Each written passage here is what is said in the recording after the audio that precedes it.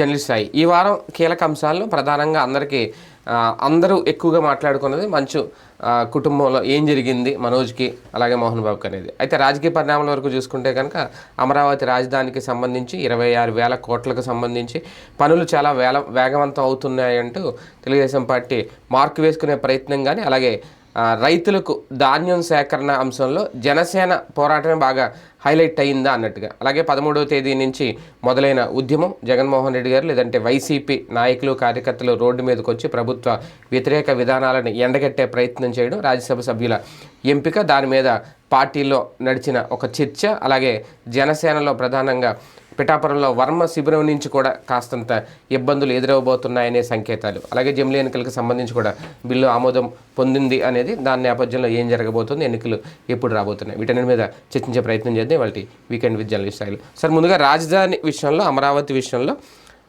ఇంకా అడుగులు ముందుకే పడతాయి అనేది అదే నేపథ్యంలో ఇవాళ చూసుకుంటే సాక్షి చెప్పిన దాని ప్రకారం ఆ 26,000 కోట్లు కంప్లీట్గా అప్పే తప్ప రేపొద్దున్న అంటే అప్పు తెచ్చారంటే ఈ ప్రభుత్వం కాదు, ప్రభుత్వం మాత్రం మళ్ళీ రేపొద్దున వీళ్ళే తీర్చుకోవాలి. అదేమన్నా ఇబ్బందా రేపు? అంటే దాంట్లో అంటే దాన్ని ఏమనాలంటే ఉద్దేశపూర్వకమైనటువంటి రహస్యం, బహిరంగపరచలేనటువంటి రహస్యం. అదేంటది? ఆ 26 కూడా కాదు, ఈ 6,500 కోట్లు వేరేది కాదు. ఇంతకు ముందు చెప్పిన 20,000 కోట్లలోనే ఇది 13,500 కోట్లు ఇస్తున్నది ఏడీబీ ప్లస్ ప్రపంచ బ్యాంక్ అని. ఇంకొక 6,500 ఏడీబీ, మొత్తం కలిపే 20,000. కేంద్రం పూచీకత్తు మాత్రమేనా దానికి? అప్పుగానే ఇస్తారు దీనికి. అంతే. ఇప్పుడు మన దాన్ని ఏమంటారు, ఇదివరకు కేంద్ర ప్రభుత్వ పథకాలకి ఎలాంటి సిస్టమ్ పెట్టారో దీన్ని కూడా దాంట్లోకి తెచ్చారు. ఎట్లా అంటే అప్పు రాష్ట్ర ప్రభుత్వం తీసుకుంటుంది, ఈ డబ్బులు కట్టుకునేది కేంద్రమే కడుతుంది. అది రాష్ట్ర ప్రభుత్వం కట్టినా రీఎంబర్స్ చేసుకొస్తే వస్తుంది అనమాట. అయితే అసలు ఇప్పుడు కట్టేది ఏమీ లేదు దాంట్లో. 20 సంవత్సరాల తర్వాత కట్టేది. ఆ 20 సంవత్సరాల తర్వాత కట్టేది కూడా కేంద్రమే కట్టుకుంటుంది. అది అంటే వాళ్ళు చెప్తున్నటువంటి పాయింట్. ఆన్ పేపర్ అయితే ఎట్లుంది, ఇది మనం ప్రపంచ బ్యాంక్ నుంచి మనమే అప్పు తీసుకున్నాం కాబట్టి యాజ్ పర్ నామ్స్ మనమే కట్టాలి లెక్క ప్రకారం. ఇందులో 2 రకాలు, ఏడీబీ లోన్ వేరు, ప్రపంచ బ్యాంక్ లోన్ వేరు, 2 కలిపి కన్సార్టియం టైప్లో ఇస్తుంది. కాకపోతే ఏడీబీ లోన్లో వచ్చేటప్పటికి 20 ఏళ్ల తర్వాత ఉంది. మరి ప్రపంచ బ్యాంక్ లోన్ ఎప్పటి నుంచి కట్టాలన్నటువంటి ఒక క్లారిటీ లేదు.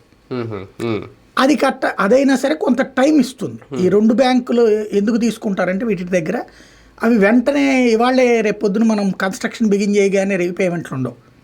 సర్టన్ పీరియడ్, దాన్ని ఏమంటారంటే స్పేస్ పీరియడ్ వస్తుంది అనమాట, గ్యాప్ పీరియడ్. ఆ గ్యాప్ పీరియడ్ తర్వాత కట్టాలి. అప్పుడు కూడా ఏడీబీ దాంట్లో వచ్చేటప్పటికి వడ్డీ లేని రుణం అది. ఇది వడ్డీతో ఉన్నటువంటి రుణం ప్రపంచ బ్యాంక్. అయితే వీటికి సంబంధించి చంద్రబాబు సభలో చెప్పింది అదే, భారతీయ జనతా పార్టీ పురంధేశ్వరి చెప్పింది కూడా అదే. ఏంటది? ఇక్కడ మనం కట్టమది కేంద్రం కడుతుందని. 20 సంవత్సరాల తర్వాత మనం బతికి బాగుంటే అప్పుడు బడ్జెట్లో ఏం పెడతారనేది తెలుస్తుంది. ఈ లోపైతే 20 ఏళ్ల దాకా మనం ఏం కట్టం కదా. కాబట్టి దాని గురించి ఎక్కువ అనవసరమైనటువంటి రాద్ధాంతం అవసరం. రాజధాని అయితే అయిపోద్ది, నిర్మాణం అయితే పూర్తి అయిపోద్ది. అంతే కదా, ప్రాథమికమైనటువంటిది అయిపోతుంది. రాజధాని అంతా తయారైపోవడం అనేది కాదు. ప్రాథమికంగా ఇప్పుడు ఉన్నటువంటి ఆ క్వార్టర్స్ ఏమేం కడుతున్నారో అయ్యి, దాంతో పాటు ఇప్పుడు ఆ లాటరీలు తీశారు కాబట్టి నిన్న ముందు అసలు డెవలప్మెంట్ అది అయిపోతే ఆటోమేటిక్గా వచ్చేస్తండి. ఇప్పుడు ఎందుకంటే గవర్నమెంట్ కట్టి ఎన్ని కడుతుంది? 10 బిల్డింగ్లు కడుతుంది, రోడ్లు వేస్తుంది, మిగతా ఇన్ఫ్రాస్ట్రక్చర్ అంతా కూడా పబ్లిక్ వస్తేనే వస్తుంది. ఇప్పుడు రిటర్నబుల్ ఫ్లాట్లకు సంబంధించి లాటరీలు తీశారు కాబట్టి వాళ్ళ చేతికి ఎప్పుడైతే వచ్చిందో, ఇప్పుడు 10 ఎకరాలు ఇచ్చినటువంటి వాడికి 10-1500, 1200 గజాలు, 200 గజాలు, 1300 గజాలు, ఇదే 300 గజాలు ఇట్టు ఉన్నాయి కదా. అవి ఒక బల్క్గా తీసేసుకుని లేదా ఒక చోట ఇచ్చిన చోటన వీళ్ళందరూ కలిసేసి ఒకేసారి డెవలప్మెంట్కి ఇచ్చుకోవచ్చు. దాంట్లో షాపింగ్ మాల్సే రావచ్చు, అపార్ట్మెంట్లే రావచ్చు. ఒక్కసారిగా వేగం పుంజుకుంటుంది. ఇది యాక్చువల్గా కనుక జగన్ అప్పుడే రాగానే రిటర్నబుల్ ఫ్లాట్లు ఇచ్చేసి ఉంటే, ఈ వరకు పూర్తి చేసి ఉంటే జగన్ అసలు ఏలెత్తి చూపెట్టడానికి ఏమి ఉండేది కాదు. అసలు అయ్యే కాకుండా జగన్ చేసిన పని ఏంటంటే అక్కడ ఉండదు అనేటప్పటికి హైవే మీద కట్టినటువంటి కూడా అటు ఇటు కాకుండా మధ్యలో అవన్నీ నడుస్తుంది. కాబట్టి అమరావతి రూపం అనేటటువంటిది ఒకటి రావడం అయితే ఈ 5 ఏళ్లలో జరిగిపోతుంది. 5 ఏళ్లలో జరిగిపోద్ది. ఈ 5 ఏళ్ళలో రూపం వస్తుంది. అంటే రాజధాని నిర్మాణం అనేది కంప్లీట్గా ఇప్పుడు అమరావతి నిర్మాణం బాబు గారి మార్క్ అంతే. అందులో రేపొద్దున్న ఒకవేళ జగన్ ప్రభుత్వం వస్తే అది కంటిన్యూ అవుతుందా లేదా అనేది కూడా ఒక డౌట్. ఇక తీయడం ఏముండదు, కాకపోతే డెవలప్మెంట్ స్థాయి ఎంత ఉంటుంది అనేదే లెక్క. ఈ రేంజ్లో ఉంటుందా ఇంకోటి కూడా ఈసారి జగన్ కూడా దాంట్లో ఏలు పెట్టడానికి ఉంటున్నాను నేను. ఎందుకంటే దాన్ని ఏమంటారు, దెబ్బతిని ఉన్నాడు కదా, దెబ్బతిని ఉన్నాడు కాబట్టి ఈ దఫా ఇక దాంతోనే సర్దుకునే కార్యక్రమం మీదనే ఉంటుంది. అంతేగాని ఇంకా మార్పు చేసే ఆలోచన ఉండదు. అందులో జగన్ ఇచ్చిన ఆర్ఫేజ్ వాళ్ళు ఇచ్చిన ఫ్లాట్లో అంటే వాళ్ళకి ఇప్పుడు వేరే చోట కేటాయిస్తున్నారు వాళ్ళ ప్రాంతాల్లో. కృష్ణగుంటూరు అని అన్నారుగా మొన్న పేపర్లో రాశారు. అవును, ఎవరికి ఇచ్చాడు, ఎవరికి అంటే రద్దు చేయడం కూడా కరెక్ట్ కదా. రద్దు చేసేయడం అయిపోయింది. మరి రద్దు చేసేసారంటే వాళ్ళకి వేరే చోట్ల కేటాయించబోతే రద్దు చేసేసి ఇంత ముందు చాలా మంది ఆపేశారు ఇల్లు, వాళ్ళకి వేరే చోట వేరే ప్రాంతాల్లో టిడ్కో ఇల్లో ఫ్లాట్స్ ఇస్తామని ఊహిస్తున్నారు, అది ఆలోచిస్తున్నారు. జీవితంలో ఇట్లాంటి ఆలోచనలు మనం చిన్నప్పటి నుంచి చాలా చూసుంటాం. మరి వాళ్ళ పరిస్థితి ఏంటి ఇప్పుడు? అప్పుడు పట్టాలు తీసుకున్న వాళ్ళ పరిస్థితి, జీవితం అంతే. ఆ పట్టాలు పట్టు కూర్చోవడం గుచ్చుకుని ఓట్లు వాళ్ళు వేయలేదు కాబట్టి వాళ్ళు దెబ్బతిన్నట్టు అనుకోవాలి. టిడ్కో ఇళ్ళు రాజీవ్ గృహకల్ప ఇళ్ళకి కాగితాలు ఇచ్చారండి పేదలకి, సగం కన్స్ట్రక్షన్ అయినాయి. తర్వాత ఎంతమందికి ఇచ్చారు? ఇందిరమ్మ ఇళ్ళు లబ్ధిదారుని కాగితం ఉంటుంది, అండర్ కన్స్ట్రక్షన్ సగం అప్పుడు, కొన్ని పూర్తయినాయి కూడా. ఇచ్చింది ఎవరు? కొన్ని వేల కోట్ల రూపాయలు అలా తగలేస్తున్నాం మనం. పేదవాడి బ్రతుకుతో చెలగాటమాడుతున్నాం. పేదవాడికి దాని విలువ తెలియదు. స్థలం ఇస్తే మధ్యతరగతికి ఇవ్వండి అదే స్థలం, ప్రాణాలు పోయేదాకా వదిలిపెట్టడు. లేబర్కి ఇస్తే ఇది అయిపోగానే 50,000కి ₹1,00,000 ఇచ్చేసేసి అమ్ముకున్న వాళ్ళు బోళ్ళు అంతమంది. అప్పుడు కూడా ఇప్పుడు అంతే. ఇప్పుడు ఇచ్చినటువంటి జగన్ ఇచ్చిన చోట్ల వీళ్ళు ఇవ్వట్లేదు కాబట్టి కన్స్ట్రక్షన్ 2 లక్షలకి 1,00,000 అమ్మేసుకుని వెళ్ళిపోతున్నారు ఆ కాగితాలు. మన దరిద్రం ఏంటంటే ఈ దేశంలో పేదవాడికి ఆ ఇంటి విలువ తెలియదు. మళ్ళీ ఆడకు వెళ్తాడు, ఎక్కడో ఆక్రమించుకుంటాడు, మళ్ళీ కొన్ని రోజులు పోయిన తర్వాత ఇంకో లెక్క. కాకపోతే ఈ దఫా రావు అన్న సంగతి తెలియట్లేదు. వరకు ఏంటంటే పేపర్లో రాసుకునే, ఇప్పుడు అట్లా కాదు, అంతా ఆన్లైన్, ఆధార్ లింకప్. ఇప్పుడు వాళ్ళు ఇచ్చినవి కనుక తీసుకుని దాంట్లో కట్టుకోకపోతే ఇక జీవితంలో మళ్ళీ ఇంకొక ఇల్లు రాదు. ఒకవేళ 2 ఇళ్ళు ఇస్తాను 3 ఇళ్ళు ఇస్తానని సొల్లి కబుర్లు ఎవడని చెప్పినా అది కేంద్ర ప్రభుత్వ పథకాలతోనే ఇల్లు తప్పించి రాష్ట్ర ప్రభుత్వాలు డబ్బులు పెట్టగలిగిన దమ్మున్న సీనున్న రాష్ట్రం ఏది లేదు భారతదేశంలో. అప్పుడు రాష్ట్ర ప్రభుత్వాలు ల్యాండ్ నుంచి ఇవ్వాలా లేదా ఇంకేం చేయాలి? వీళ్ళ ఇంట్లో మొగుడు పేరుని ఇస్తే ఇప్పుడు రేపు పొద్దున పెళ్ళాం పేరుని ఇవ్వడం, పెళ్ళాం పేరుని అయితే మొగుడు పేరుని ఇచ్చి చేయాలి. కానీ ఇక్కడ Aadhaar link up, ration card link up ఉంటుంది. రేషన్ కార్డు కూడా లింకప్పే కదా కుటుంబానికి. ఎట్ట కుదురుద్ది? రేషన్ కార్డే కదా. ఎట్ట కుదురుద్ది? అప్పుడు రేపు పొద్దున ప్రతి ఒక్కడికి మొగుడు పెళ్ళాలు విడిపోయినట్టు పెట్టి పెట్టాలి. అది కూడా మళ్ళీ ఒంటరి మహిళకు ఉండదు, అందులో లెక్కలు వచ్చినాయి. కాబట్టి 10,000 ఎకరాల్లోనా సార్ ముందు ఈ డెవలప్మెంట్ నిర్మాణాలు ఇవన్నీ ఈ డబ్బులతో 12,000 కోట్లు ఎంత అన్నారు కదా టోటల్? ఇవాళ అమరావతికి ఉన్న 29 గ్రామాల డెవలప్మెంట్ మెయిన్ ప్లాన్ అండి. గవర్నమెంట్ చేసే డెవలప్మెంట్ అదే 29 గ్రామాలలోనూ చేస్తుంది. రోడ్డు వేస్తుంది, దాన్ని ఏమంటారు డక్ యార్డ్లు పెడుతుంది. దాంట్లో అంటే ఇప్పుడు కరెంటు పైనుంచి కాకుండా భూమిలో నుంచి కరెంట్ సప్లై కేబుల్స్ వేస్తుంది. డక్ట్లు అంటారు అనమాట. డక్ట్ అంటే లోపల కింద మన సొరుగుల్లాగా ఉంటాయి. అట్లాగా ఒకప్పుడు విశాఖపట్నంలో వేశారు అట్లాగా, కాకపోతే ఒక్క రోడ్డే వేశారు, మిగతా అన్నిటికీ చేయలే. అట్లాగా ఇక పైన వైర్లు ఏం కనబడవు, కేబుల్స్ కానీ ఏమీ కనబడవు, కంప్లీట్ గా అండర్ గ్రౌండ్ లో ఉంటుంది. అట్లాంటి డక్ట్లు ఏర్పాటు చేయడం మరి చేస్తారో లేదో తెలీదు, చెప్పిన దాంట్లో అయితే అది ఉంది. అన్నిటికంటే ప్రధానమైంది కానీ నిజంగా ప్రతిపక్షాలకు బుర్రలేదనుకోవడానికి సాక్ష్యం వీళ్ళు చేస్తున్న ఒక అతిపెద్దదైనటువంటి ఫ్యూచర్ క్రైసిస్ క్రియేట్ చేయగలిగేటటువంటిది ఒకటి ఉంది. ఇప్పుడు కొండవీటి వాగు పాలవాగు నీళ్ళని ప్రపంచ బ్యాంక్ షరతుల్లో అది అత్యంత ముఖ్యమైనటువంటి దానికి ఆల్టర్నేటివ్ ప్లాన్. దానికే 6,500-7,000 కోట్లు ఖర్చు పెట్టబోతున్నారు. అదేంటి అంటే ఆ నీళ్లతో అమరావతి మునక్కుండా చూడటం, దానివల్లనే అంతకుముందు లోన్ ఇయ్యాల. ఈ దఫా వీళ్ళు ఆల్టర్నేటివ్ ప్లాన్ చూపించాక లోన్ ఇచ్చింది. దీంట్లో ఆల్టర్నేటివ్ ప్లాన్ ఏంటంటే ఈ వాగు ఏదైతే ఉందో వాగు పరివాహకం ఇప్పటిదాకా ఉన్న చిన్నదాన్ని ఎక్స్పాండ్ చేయాలి, తద్వారా కాలవలాగా పెద్దదిగా ఉంటుంది. ఇది నెంబర్ 1. ఇప్పుడు దేవినేని ఉమా మినిస్టర్గా ఉన్నప్పుడు చేసిన పని ఏంటంటే ఇది కానీ బుడమేరు కానీ, బుడమేరుదేమో తీసుకెళ్ళి పోలవరం కాలంలో కలిపేశాడు. కాకపోతే అది మొన్న తేడా వచ్చింది ఏంటంటే కృష్ణగూడ వాటర్ వచ్చినప్పుడు ఎగదంతున్నప్పుడు సాధ్యం కాక రివర్స్ అయింది, ఫ్లోటింగ్ పెరిగింది. దానికి ఆల్టర్నేటివ్ లేదు, ఆ రోజున ఆలోచించలేదు. అది అక్కడది. ఇక్కడది వచ్చేటప్పటికి ఈ వాటర్ని తీసుకెళ్ళి కృష్ణలోకి పంపించడం కోసమని అక్కడ చంద్రబాబు గారి ఇంటికి వెళ్ళే ఏరియా ఉంది కదా, తాడేపల్లి ఉండవల్లి, ఆ ఏరియాలో లిఫ్ట్ ఇరిగేషన్ పెట్టాడు. ఇందులో నుంచి నీళ్లు తీసి అందులో పోస్తారు కృష్ణానదిలో. అయితే దీనికి మొన్న వచ్చింది సమస్య, కృష్ణానది నిండితే ఎట్లాగా అనేది. అది శాశ్వతంగా సమస్య ఉండిపోతుంది. దానికి పరిష్కారంగా వీళ్ళు ఏం సూచించారు ఇప్పుడు, ఇది లాస్ట్ పాయింట్. ఫస్ట్ పాయింట్స్ ఏంటంటే 3 చోట్ల 4 చోట్ల రిజర్వాయర్లు కడతారట. అది రాజధాని లోపల కాదు, 29 గ్రామాల లోపల కాదు, రాజధాని బయట కట్టబోతున్నారు. అది అత్యంత ప్రమాదకరమైనట్టుంది. వీళ్ళు దాన్ని పరిష్కారం అంటున్నారు. వీళ్ళకి పరిష్కారం, కొత్తోడికి సమస్య అది. ఇప్పుడు ఫర్ ఎగ్జాంపుల్ మన ఏరియాలో రిజర్వాయర్ కట్టారండి, నీళ్ల వాలుని అటుకు పెట్టేశారు, ఒక అవసరానికి మించి నీళ్లు వచ్చినాయి. ఏమవుతుంది, ఎక్కడికి పోవాలి నీళ్లు? రాజధాని మునక్కుండా పక్కన ఉన్న ఊళ్ళు మునకపోతున్నాయి. ఇప్పుడు రేపు పొద్దున గుంటూరు జిల్లాలో పక్కనున్న ఊళ్ళు ముంచబోతున్నారు. అది వీళ్ళకి బుర్రలేదు దాని ప్లానింగ్లో. అదేమంటే కృష్ణానదికి కూడా మనం చేస్తాం కదా అంటున్నారు. అలాగని రిజర్వాయర్లు రాజధాని ప్రాంతాల్లో ఎలా కడతారు? మరి రాజధాని కోసం పెట్టేటప్పుడు రాజధాని ప్రాంతాలు కాబట్టి నీ ఇంటికి నీకు కొట్టుకునేటప్పుడు నీ ఇంటి మరుగుదొడ్డి నీ ఇంటో కట్టుకుంటావు, నా ఇంటో కడతావా? ఇప్పుడు నువ్వేం చేయాలా, నువ్వు ఆ రిజర్వాయర్ అక్కడ కట్టుకుని దాని చుట్టూతో అందమైనటువంటి ప్రదేశం అని చెప్పేది ఏదో ప్యారిస్ టైప్లో చూపించుకో. నీ ఇంట్లో మంచినీళ్ళు కావాలని చెప్పి నా ఇంట్లో ట్యాంక్ పెడతానంటే ఎట్టగా? కానీ రాష్ట్రం మంది. అయితే ఇప్పుడు సమస్య ఏంటంటే ఉన్నంత వరకు బాగానే ఉంటుంది. ఇప్పుడు నేను తమిళనాడులో అదే జరిగినాయి. తమిళనాడులో 2-3 ఇట్లాంటి రిజర్వాయర్లు ఉన్నాయి, వాటర్ రిజర్వాయర్లు. నీళ్ళు నిండిపోయాక ఆ ప్రాంతం మునిగింది. రేపు పొద్దున ఇప్పుడు సమస్య ఏంటంటే, సరే కృష్ణానదిలోకి ఇప్పుడు ఈ రిజర్వాయర్లు నిండిపోతే కృష్ణానదిలోకి అటు పక్కకు పంప్ చేయాలి. ఎలా సాధ్యమవుతుంది? ఇప్పుడు కృష్ణానది ఎండింగ్ పాయింట్, రిజర్వాయర్లు విడి తెస్తుండేవి నీళ్లు, ఇట్టించి తెచ్చిన నీళ్లు మళ్ళీ అక్కడికి తీసుకెళ్ళి ఎట్ట పారపోస్తా? నీరు పల్ల మెరుగు నిజం దేవుడు ఎరుగు అంటారు. నీళ్లు ఇప్పుడు డైరెక్ట్గా అట్లా వెళ్ళిపోతే కృష్ణానది దగ్గర నువ్వు కట్టుకున్నావు అనుకో, అటు పక్కన ప్రాబ్లంలే, ఈ నీళ్ళు అటు పంప్ చేసుకోవడానికి. ఇప్పుడున్న పంపింగ్ అక్కడి నుంచి చేసేది ఉంది. ఇప్పుడు ఇటు ఏమంటున్నారు, ఆ లామ్ దగ్గర ఏదో కడతారట, ఇంకోటి ఎక్కడో కడతారట. ఇవన్నీ ఇవాళ చేస్తున్నప్పుడు అద్భుతంగా కనిపిస్తాయి. కానీ లాంగ్ రన్లో ఎక్కడెక్కడైతే రిజర్వాయర్ కడుతున్నారో, ఇదేంటంటే మామూలుగా కృష్ణానది వరద కాదు ఇది. మళ్ళీ దీన్ని వీళ్ళకేమో చెప్పి సావడం చేత కాదు.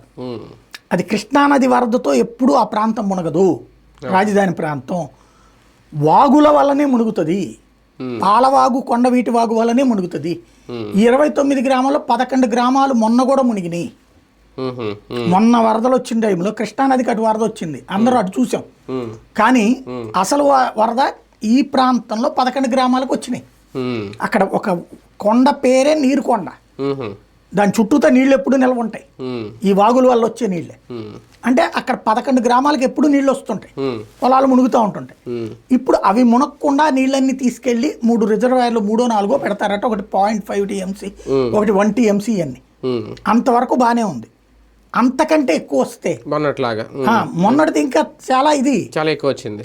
అది పెద్ద వరద, అట్లాంటిది వస్తే ప్రాబ్లం. కానీ ఈ కొండవీటి వాగు, పాలవాగు ఏడాదికి 1 సారో 2 సార్లు 3 సార్లు పొంగుతుంటాయి.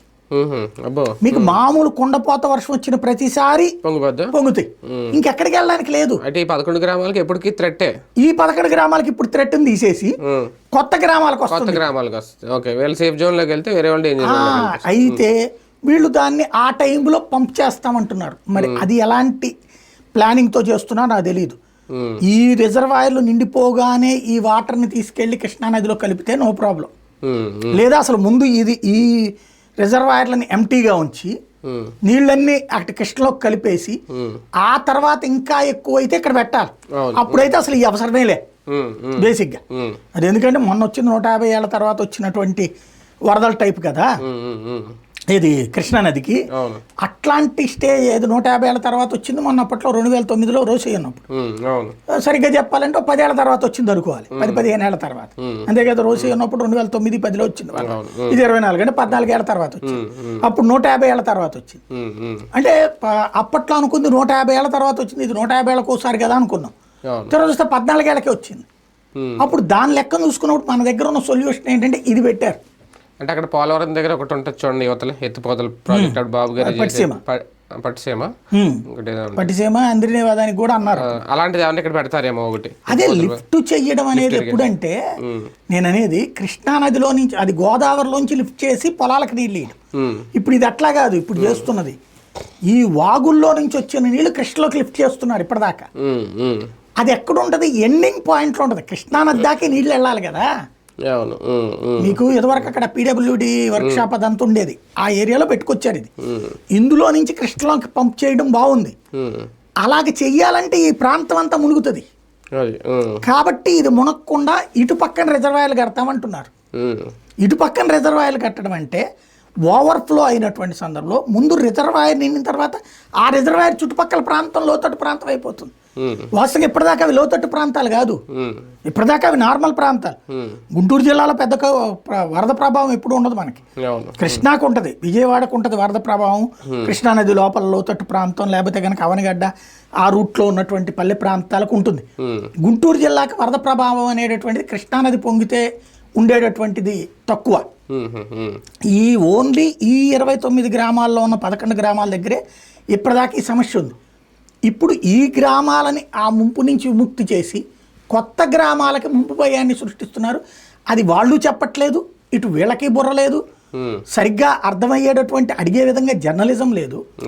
ప్రాక్టికల్గా రిజర్వాయర్ కట్టిన తర్వాత ఓకే రిజర్వాయర్ నిండుతుందండి నాది 0.5 TMC నా ఊళ్ళో, లేదా పక్క ఊళ్ళో 0.5 TMC, లేదా 0.75, లేదా 1 TMC నిండిపోయిన తర్వాతన నీళ్ళు ఎక్కడికి పోస్తాం మనం? రాజధాని విపరీతమైనటువంటి ఫ్లో వచ్చేస్తే, జనాలు వచ్చేస్తే అప్పుడు ఈ నీళ్ళని ఊళ్ళల్లో వాడుతాం, అంతే కదా. మిగతా టైంలో ఏం చేయాలి? ఈ నీళ్ళు అక్కడే ఉంటాయి. అక్కడే ఉన్నప్పుడు కొత్తగా వచ్చే నీటిని ఎక్కడికి పంపిస్తారు? అది కృష్ణలోకి పంపించడానికి ఏమన్నా ఆల్టర్నేటివ్ మెషర్ ఉందా? ఇప్పుడు మంది పట్టించుకోకపోవచ్చు, కానీ లాంగ్ స్టాండింగ్లో ప్రభుత్వం సమాధానం చెప్పాల్సిన అంశం అది. ఇప్పుడు నా ఊరి దగ్గరికి నీరు తెచ్చేస్తున్నావు నువ్వు, నా ఊరి దగ్గర ఉన్నటువంటి రిజర్వాయర్ నిండితే అప్పుడు ఎక్కడికి వెళ్తుంది ఈ వాటరు? నా ఊళ్ళోకి వచ్చేస్తుందా? అంటే నన్ను ముంచుతున్నావు నువ్వు, నాకు లేని ముంపు నన్ను క్రియేట్ చేస్తున్నావు. లేదు, నా రిజర్వాయర్ నిండగానే ఆపేసేసి అటు పక్కకి వెళ్ళడానికి ఏమన్నా ఆల్టర్నేటివ్ కెనాల్ సిస్టమ్ పెట్టావా? నీళ్ళు ఇప్పుడు ఫర్ ఎగ్జాంపుల్ చిన్న ఈజీగా అర్థమయ్యే భాషలో చెప్తానండి. కృష్ణానదిలో నుంచి నీళ్ళకి బందర్ రోడ్డు, బందర్ కాలువ, ఏలూరు కాలువ, రైవస్ కాలువ అని ఉన్నాయి కదా.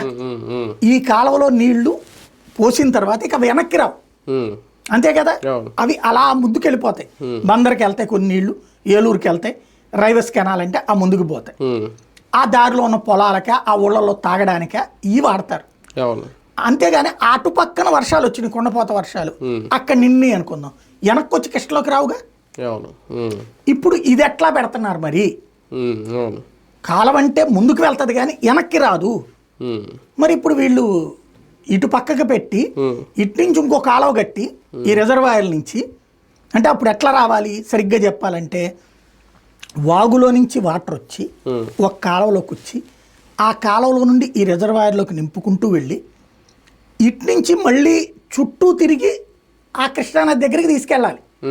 అసలు అది తలాతోక లేని వ్యవహారం కదా, తలాతోక లేని వ్యవహారం కదా అది. అంటే అక్కడ ఏదో సంథింగ్ జరుగుతోంది.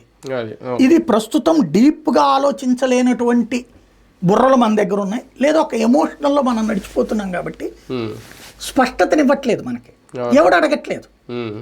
మనం ఏదన్నా ఒక పథకాన్ని చెప్పినప్పుడు మీడియా ఆ డీటెయిల్డ్గా చూడాలి. లేదా ఇప్పుడు ఎక్కడో నా ఊర్లో రిజర్వాయర్ కడుతున్నారంటే నాకు మంచిదే, కానీ అది రిజర్వాయర్ ఏది పైన కట్టారనుకోండి మన ఊరందరికీ మంచినీళ్ళు వస్తాయి. నేలలో కట్టారనుకోండి ఆ నేలలో కూడా కట్టి ఆ నీళ్ళు ఏదో పంపింగ్ చేసి అందులో పోస్తున్నారంటే అర్థం ఉంది. వర్షపు నీళ్లు తెచ్చి రిజర్వాయర్ కట్టడం అంటే అది ఓ రకంగా చెప్పాలంటే కొత్త చెరువు సృష్టించడం, కొత్త నదిని సృష్టించడం. నాకు అంటే లేని నదిని తెచ్చిపెట్టడం. ఇప్పుడు ఆ చుట్టుపక్కల ఉన్న ఇది నిండిపోయింది, వాట్ నెక్స్ట్? నిండిపోయిన తర్వాత దానికి ఏం చేయాలి? లేదంటే ఇప్పుడు బుడమేరుది ఏం చేశారు, నీళ్లు డైరెక్ట్గా పేనములు అదే పోలవరం కాలువలో నుంచి అక్కడికి వెళ్ళిపోవాలి. ఇది మన VTPS కెనాల్ దగ్గరికి వెళ్ళి ఆ కాలువలోగా కృష్ణానదిలోకి వెళ్ళాలి. మొన్న ఎందుకు ఫెయిల్ అయ్యింది అది? దానికి గేట్లు లేవు. అవును. ఈ నీళ్లు కృష్ణానదిలోకి వెళ్ళేటటువంటి సందర్భం వరకు ఓకే, అది డౌన్కు ఉంటుంది. అంటే నది ఇలా ప్రవహిస్తుంటుంది ఇలా కింద, కానీ నది ఎత్తెంత ఉంటుంది, ఈ కింద నుంచి నీళ్ళు వెళ్ళిపోతాయి. ఎప్పుడైతే నువ్వు నది ఈ కింద నుంచి వెళ్తున్నంత వరకు ప్రాబ్లం రాల, నది ఇక్కడ దాకా వచ్చేటప్పటికి ఈ నీళ్ళు వెనక్కి వచ్చుతాయి. అవును. కాబట్టి ఎత్తు లేదు దానికి, అందువలన బెజవాడ సఫర్ అయింది. దానికి యాక్చువల్గా ఏం చేయాలి, గేటు పెట్టేస్తే కృష్ణానది నీళ్ళు వెనక్కి తన్నాం కదా. అట్లాగే వెలగలేరు రిజర్వాయర్ ఏం చేశారు, గేట్లు ఎత్తేసారు.